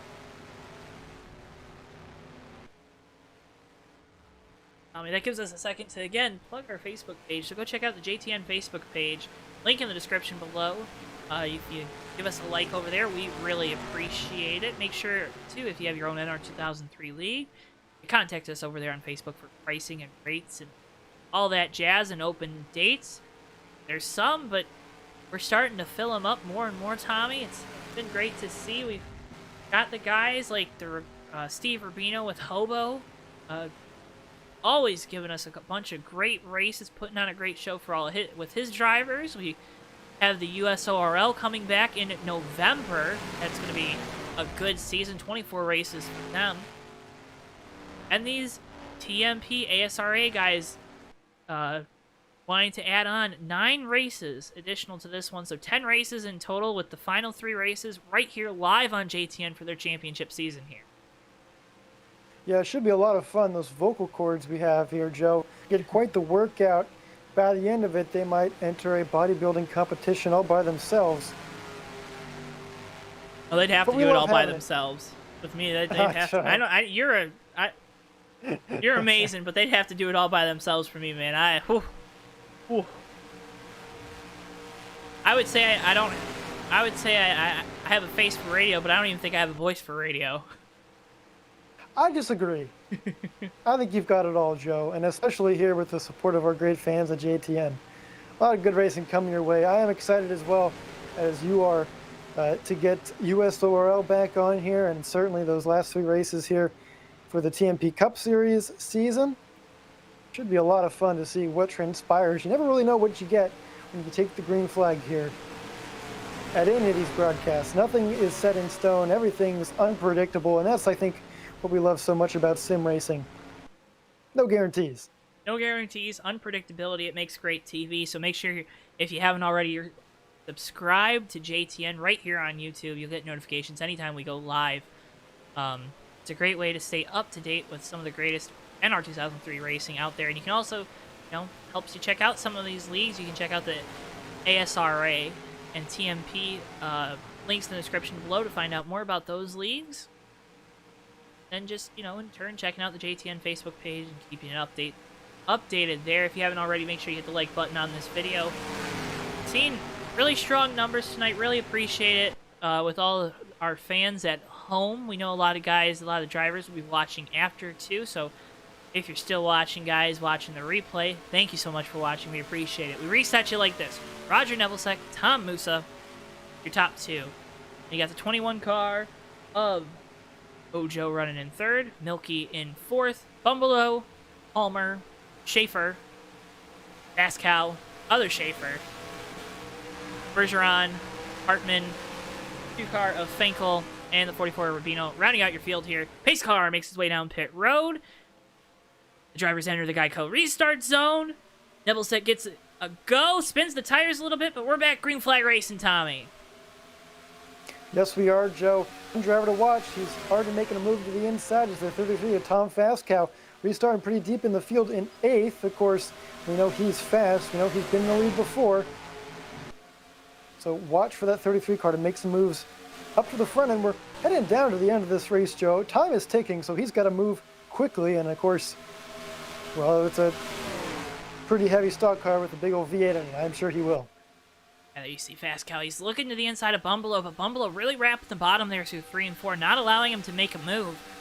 We saw his Fast Cow strategy in this 33, though, with that quick caution after the last restart, it fell apart very quickly. Yeah, it wasn't really what he wanted, that fast caution. I mean, he really wanted this thing to go green to the end and to know that he's safe on fuel, wouldn't have to save any bit. But unfortunately, that quick yellow really turned it on his head. Looks like everybody's going to be able to make it just fine on gas. So really, he's made his way up to 6th now. He's gained 2 spots, but he's got to get there quick because you don't want to lose this lead pack, especially with how fast the 51 and 4 have been, setting a blistering pace around here. Alex Reinhardt writing in, "Let's go, Uncle Roger.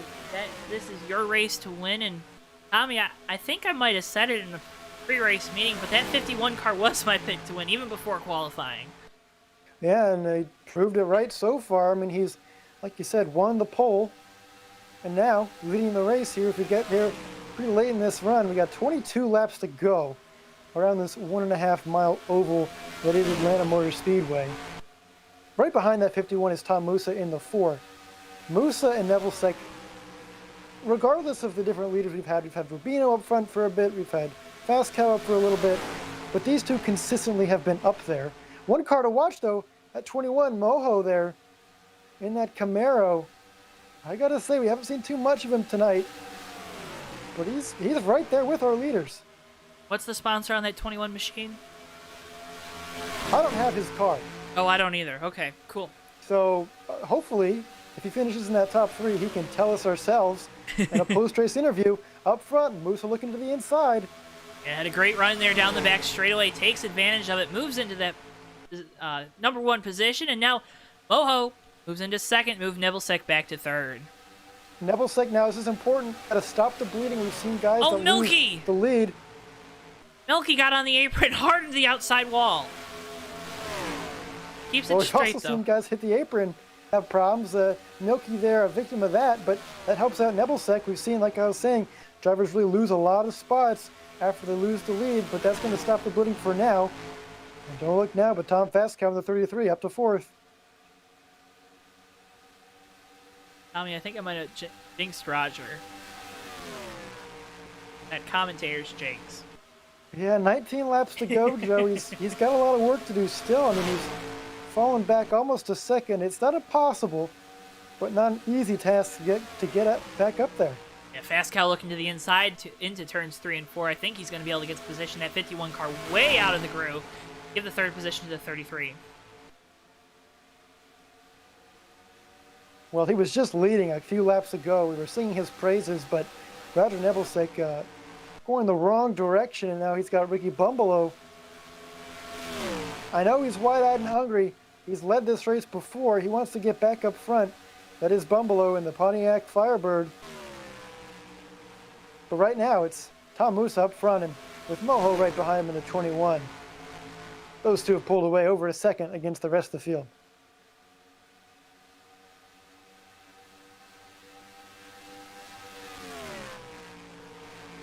Moose doing a great job in this Monster Energy Ford Mustang out in front. Has been out there a lot tonight. We saw the 51 and Nebelsick out front, but now falling back, and the 4 car is extending his lead over Moho second. It looks like that 21 is just dropping off a little bit here. That's going to allow Tom Fastcow to see if he can get that second place position and try and track down Musa. It'll be interesting to see. These two have been the fastest here late in the going, it seems like. So is there enough time for that 33 to get there? He's still got to work his way around the 21. Oh, so we got a yellow. And yellow flag is out. Now what happens, Joey? I mean, you've got to pit and get tires. All that pressure on the pit crew. This puts it back into the hands of that 51 team. We've seen they have the best pit stall, Tommy. They've had fast pit stops all night long. I have to think that Nebelsick's really liking the thought of having an opportunity at a restart here on fresh tires. Yeah, it's what he needed. He was moving on the wrong foot there for quite a few laps, hemorrhaging spots. Wade Driscoll in the chat, how you doing? Early retirement for the 78 team. That leaves 13 left in the race. 2 a lap down. They might get the wave around here. I assume all the leaders certainly are going to pit. They know they need fresh Goodyear tires on their machines. Come down pit road here, Tommy. You saw Richard Finkel bringing out our latest yellow with a big spin through turns 3 and 4. Everyone coming down pit road get 4 fresh tires. Yeah, you definitely got to, for sure, Joe, if you want any chance to win this race. 7 car. That's Mike Hartman. He's going to get back on the lead lap with the lucky dog, so put him back on the lead lap. That's 12. Theoretically, with a chance to win this race. Ooh, a little mistake there from the 51 in Nebelsick. Looks like he slid through his stall. He's going to fall back. Not get this kind of stop he wanted, Joe. Bumbalow coming off pit road 3rd. It looks like Fast Cow's going to come off 4th. Nebelsick 5th. 6th is going to be Melky. 7th, Dog Palmer. 8th, Schaefer in the 22. Then Bergeron in the 77. Well, a great stop there by Bumbalow. I mean, he made up one spot on pit road. Only one. Make that 2, actually. Just 2 spots, but that could make all the difference. We've seen him lead this race before, be fast before, and now he's really got a legitimate shot at winning this thing.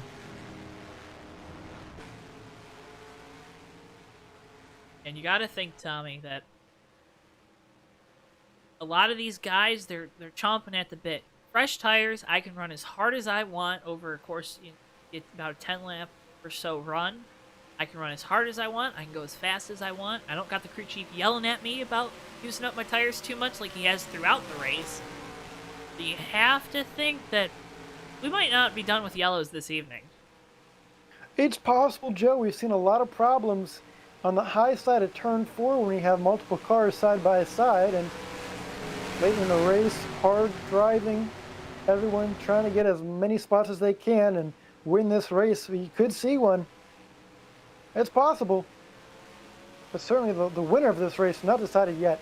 We've got just over 12 laps, 12, 13 laps to go, and it's anybody's win right now, Joe. Who knows? Just because it's possible, Tommy, doesn't mean it's probable. You gotta You got to buckle up real tight here if you're behind the wheel. You're going to grip that wheel a little bit harder, and you're going to hope that you can bring home a trophy. We reset you like this. Tom Musa out front in that 4 car at 4 Monster Energy, 4 Mustang. 21 of Moho in second. Third is the 85 of Bumbalo. Fourth is Pascal in 33. And fifth is 51 in Nebelsek. Sixth is Milky in the bestest number 60 Chevy Camaro.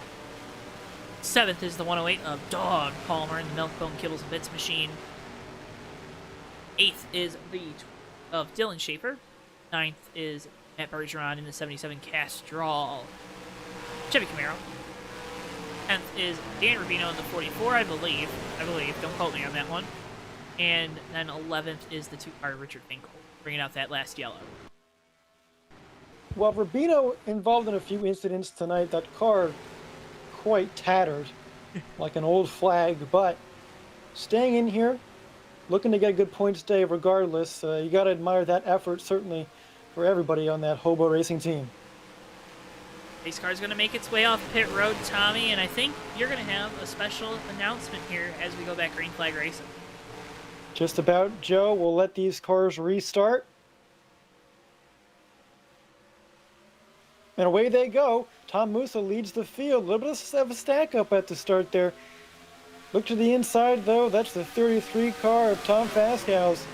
And he is fast indeed. Oh! A little bit of contact with Bumbalo. Bumbalo into the outside wall. He keeps it up there, lets everyone go by, but heartbreak for the 85 machine. The 21 car also into the wall as the 51 in Nebelsek looks for second.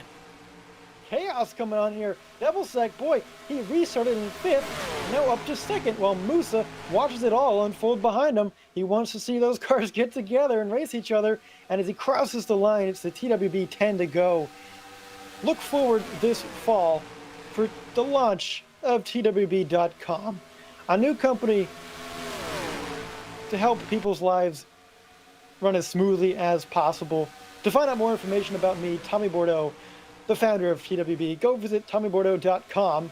That's TommyBordeaux.com for more information. We'd love to see you there. And we love to see what we're seeing.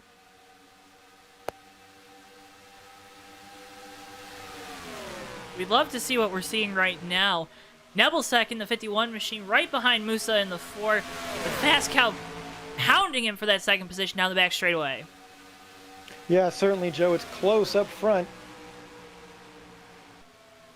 Very close up front, Tommy. It's getting crazy. I'll tell you what, these top 3, I mean, these have really been our 3 main leaders tonight. Nebelsek, Musa, and Fast Cows. And put them under a blanket, but... Oh, man. I'll tell you what, Nebelsek, we've seen this, Joe, really diving it into that corner hard, driving it in really hard. Can't be good for the tires, and certainly for his momentum off the corner. You can see right there, that 33 pulling to his side. We've seen this move to the inside work many times so far. Yeah, he's not going to have it, though. They're going to be side by side off of turn 4. Nebelsek's going to have the momentum down the front straightaway, but that might allow, now that the 33 is even with him down the front straightaway into turn 1, that might allow that 33 to make the passes. The 51 hugs him close going down into the turn. It's close. I think that 33 can clear him. Let's see. Yes, he does. So put Tom Fastcows in the lead. I'll tell you what, Joe, it is the Tom and Tom show. What do you know? Nothing, apparently, is Musa out front. Fastcow in second, and they're going to try to chase down this 4 machine with help from Nebelsek and the 21 car of Moho. Yeah, all that chaos back there, the side-by-side racing, the beating and banging, that's allowed Musa to get a couple tenths on this field right here. But don't count anybody out just yet. 6 laps to go. It's absolute pandemonium right now. Musa out front in that Monster Energy Ford. Will he be able to hold off a hard-charging Fast Cow in second? That 4 car really wide on exit of 4, trying to get as much momentum down the straightaways as he can. 5 to go this time by. I'm telling you, Musa's doing a great job holding up front, but he just lost a few hundredths of a second that lap. I know that's not much, but when you're coming down to the wire, every little bit matters. Ooh, Nebelsek trying to look to the inside. Fast Cow put I don't know. I don't think he's going to get it there. if they want a chance to win, I don't think they can afford to race each other at this point. I think that's just going to give it to Musa. So we'll see. 4 to go this time by. Yeah, but Tommy, you got to think, I want the best position I can get. If I can get up into second now, I want to take it now. I'm not worried about trying to get that other guy to the lead, because just because we go hunt down Musa doesn't mean that I'm going to get a position. Maybe he does, but I don't. You don't want the other guy to benefit from your help this late in a race. Fast Cows tries that very bottom line there, heading out of turn 4. Let's see what the gap is this time by. He closes it up by 3 more hundredths. Joe, the margins are so slim. Lap 128 of 130, 3 laps to go. Gotta wonder, Tommy, if these guys, if they can get close to Musa, what kind of move are they going to make to try to win this thing? Hard to say. We've already seen a little bit of beating and banging our way to here. Ooh. That time by, this is the closest that Fast Cows has been. 2 laps to go. He dives to the inside, down into turns 1 and 2. Doesn't have a nose there. Musa puts the block on him. That's going to screw up the momentum of both those guys. It's going to allow... They're both into the wall off. And Nebelsack into the wall as well. I'm getting loud, man. This is crazy. Nebelsack down to the inside there. Following with him, that's Moho in the 21. Oh, and it's backwards now for the 33. Not what they wanted to see. Here we go. We're going to take the white flag this time by. It's Nebelsack following Musa, just like the start of the race. Nebelsack, he's going to have to make a move here. He cooled off those tires a little bit. He's down to the inside, following in those tire tracks of the Ford machine. They're all going to make it off this corner clean this time. Nebelsack's going to try to get a run down the back straightaway, but I don't think he's going to be close enough to do so. Heading into turn 3. Fast Cows looking. Nebelsack looking. It's going to be he's close to the inside. Off of turn 4. Nebelsack, Musa. Checkered it's flag. It's going to be Musa. Oh my goodness. By 1/100th of a second. Joe, just about like they qualified. This time, Musa with that number 1 spot. Incredible. Oh my goodness. What did we just witness? What did we just witness? We mentioned at the top of the broadcast, we've seen some close finishes at these 1.5 milers here on JTN. We talked about Gordon and Edwards at Atlanta in 2004. Who could have predicted a finish like that between Tom Musa and Roger Nebelsack coming down to the wire? Unbelievable finish. Great racing. Musa burning it down here in front of the fans on the front straightaway. Well deserved. That was a crazy finish, Tommy. We'll get you a replay in just a second as you watch this 4-car perform those sweet, sweet donuts after this race. And heartbreak, absolute heartbreak for the 51 and Nebelsack. Yeah, he got a big break there out of turn 2 with 2 laps to go that saw him get up to that second spot. And he made the right move. We've seen that bottom lane through 3 and 4 really work out for drivers as they exit onto the quad oval. But Musa able to hold that high line, get the momentum off the corner, and just barely edge out Nebelsack for the win. Yeah, you see the move again here. Nebelsack trying to get a run off the corner. He cuts it as low as possible, but Musa just had that momentum there. Wins the race with that high line through turns 3 and 4, and just a fantastic finish, Tommy. Yeah, quite incredible. I don't know if it's just us or if this would have happened anyway, but it seems like there's a little bit of JTN charm here that makes these finishes so exciting. Perhaps they know that we have to put on a good show for the fans watching at home, and certainly tonight was one for the ages. There you see it at the line again. Such a close margin of victory for Musa in the 4-car. Congratulations to him, whole Monster Energy crew there on their victory tonight. We're going to get you the post-race coverage here in just a second, interviewing our top 3 drivers. Oh my god. What a finish, Tommy. Just what a finish. Yeah, really incredible by those guys to get there clean too. Because you saw in turn 1, just a few laps before, Nebelsack and Musa were really close to each other. Nebelsack throwing that block. I don't know if it was really even a block, though. He was just running his line, really, and things got tight.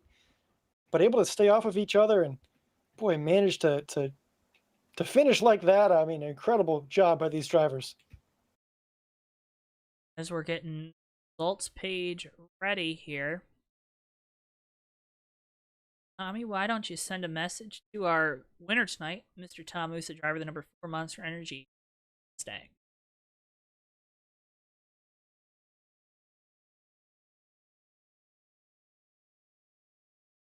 All right, Joe, hopefully we will have that winner, the number 4 of Tom Musa, here in a moment. On that, thank you so much to everyone for tuning in. That was, ooh, my heart's still racing, Tommy. That was a crazy finish to a wild race. Yeah, you don't see ones like that too often, except for some reason on JTN. We've sure gotten some great ones, and boy, add that to the album of fantastic photo finishes for sure. Maybe we should be the guys broadcasting Cup Series races in NASCAR, because apparently we got that good mojo right now. I wouldn't mind it, getting flown out to the Charlotte studios and joining the crew.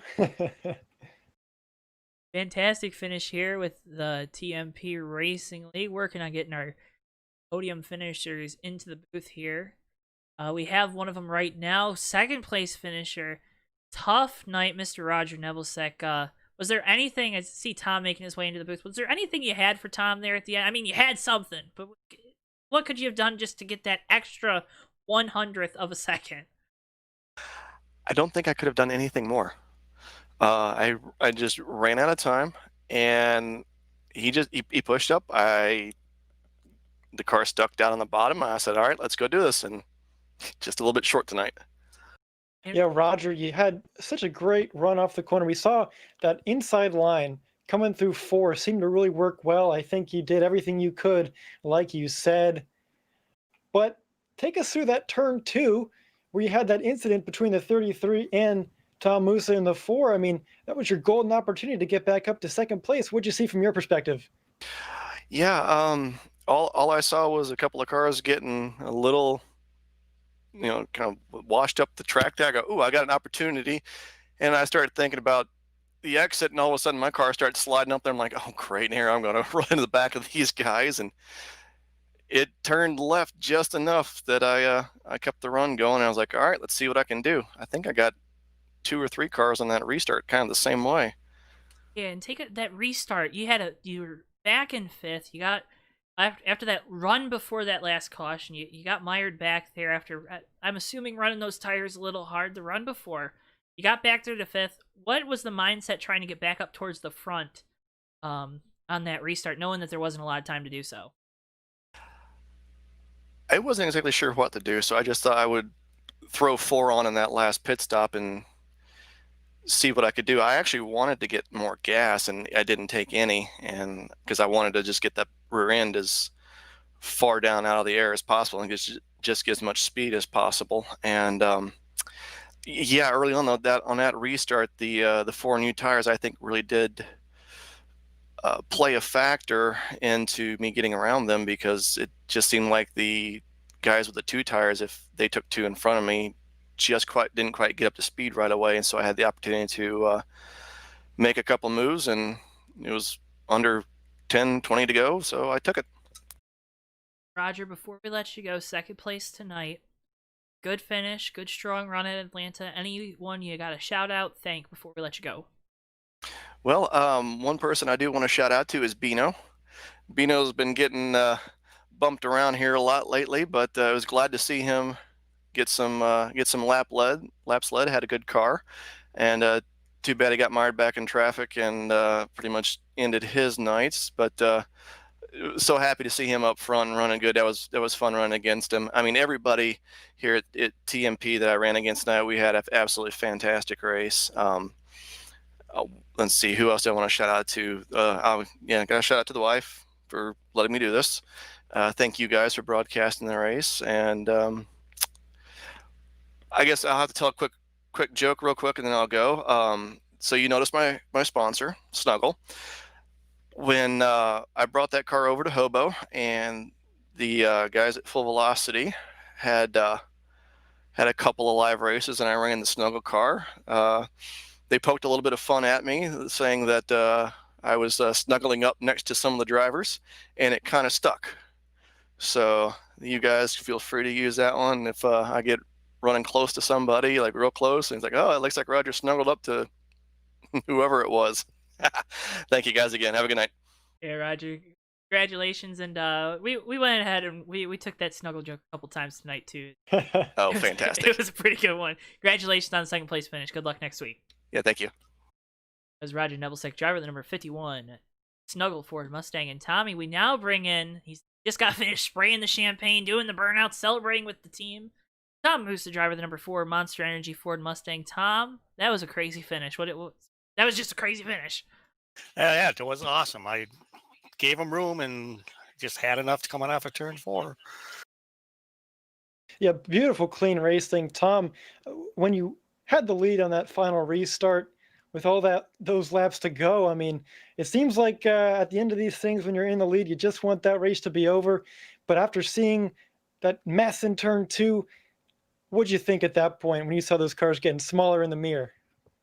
Oh, that was great. I mean, I know Fast Cow took 4 tires. I only took 2.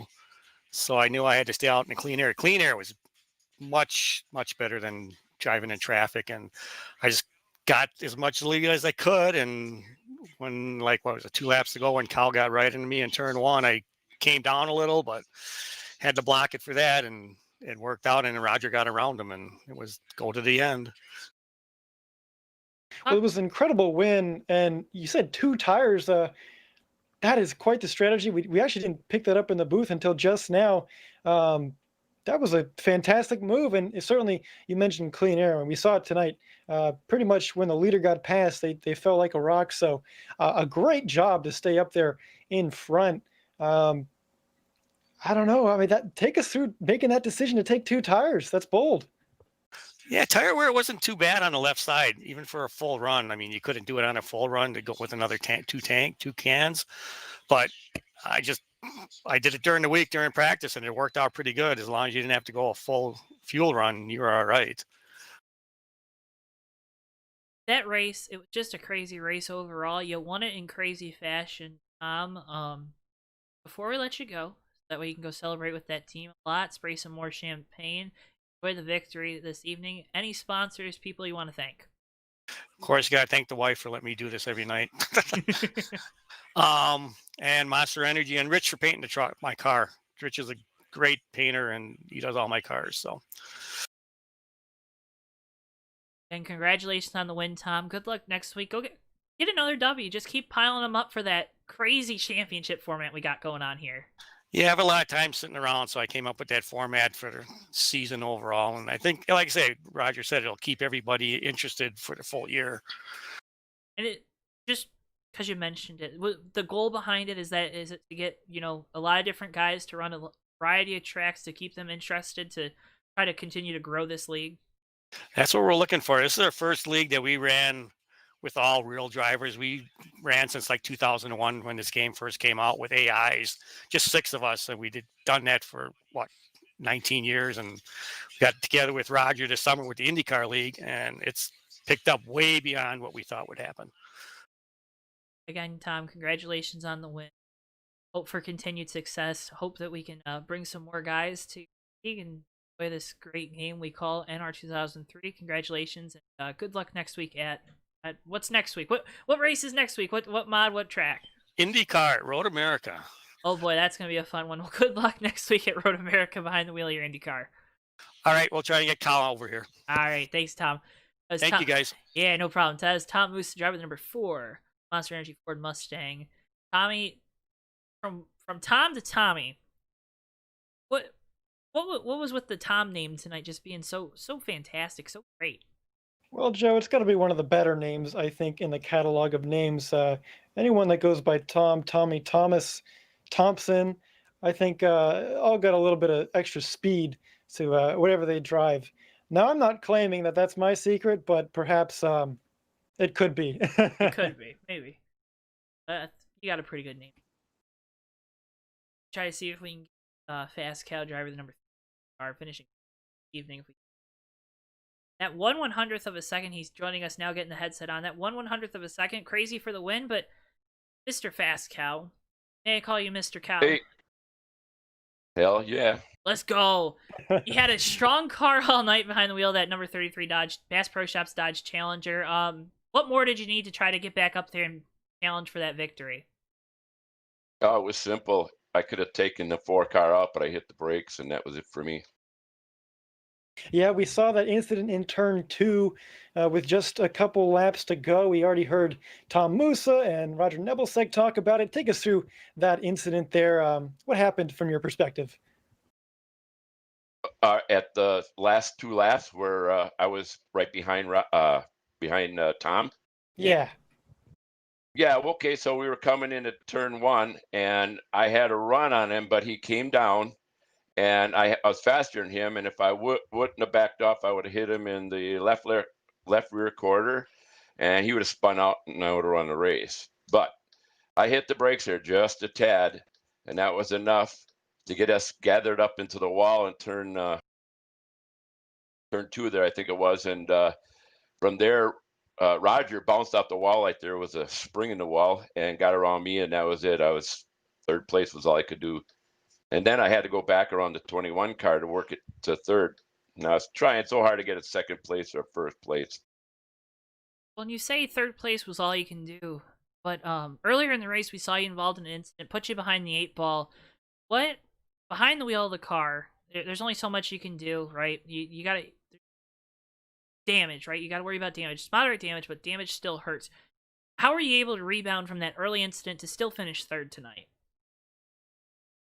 Well, I actually had 2 incidents. First one was where I fell a lap down, where I spun out by myself, and then the second one was where the 7 car spun out in turn four, and I couldn't do anything because I was on the brakes, and they keep steering me toward the wall. So I just lightly hit the brakes and just hoped he would come down. He didn't, so I T-boned him, but at about maybe like 45 miles an hour, so the damage wasn't too bad.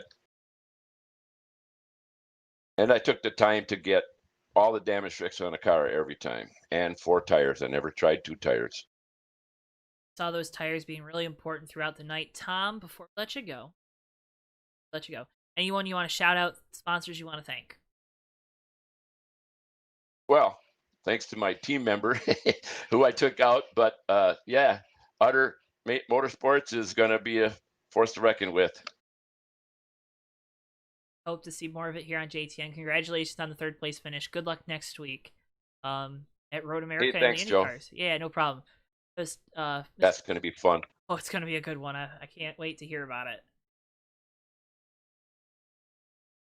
Well, you heard that Utter Motorsports crew, Joe. I want to say they did a great job repairing that car the way they did. They really were quite the comeback story here tonight to end up with a third place finish. Yeah, and just a fantastic race all around. We had a lot of storylines throughout. You heard about Rubino getting up there in front. You saw about the 33 car rebounding, get a great finish. But in the end, 1 and 2, they just flip-flopped from the qualifying with Busta coming out on top by that 1/100th of a second that he lost the pole by. Yeah, you can see on the post-race results screen there for all the fans at home. That interval really close, Joe, but boy, what a race we had, especially that finish. I tell you what, you don't get finishes like that every race, but this was one of them that I don't think we're going to forget anytime soon. Just shows you the great quality racing we have at the TMP Racing League here on JTN. And if you want to check out more, if you want to join the league, you can check out the link in the description below where you can find out more on their Facebook page, find out how to sign up. You can also check out the ASRA website, which is a great resource for the IndyCar side of everything. Tommy, we had a great race tonight. I want to thank all the fans for tuning in. Thank all the guys that are watching the replay. Love all the support you give us so much. It means the world to us. Whatever you do, even if it's just watching the video. Hit the like button if you love the video. If you like the video, also hit the like button. That's what it implies, of course. For Bristol the Dog, for Tommy Bordeaux, I've been Joe Twansky here at Atlanta Motor Speedway. For all of us at JTN with the TMP Racing League, thank you so much for tuning in, watching, and continuing your support of us. Things are going up and up and up. We'll be live with you Thursday night, 8:50 p.m. as always, with the Hobo Racing League Wheel and Modified Series at Stafford Speedway for what is going to be a good one. Thank you so much for tuning in. Spread peace, love, and happiness to all those that cross your path, and we will see you guys Thursday night, 8:50 p.m. Eastern Time for the Hobo Racing League Modified Series at Stafford. So long for now.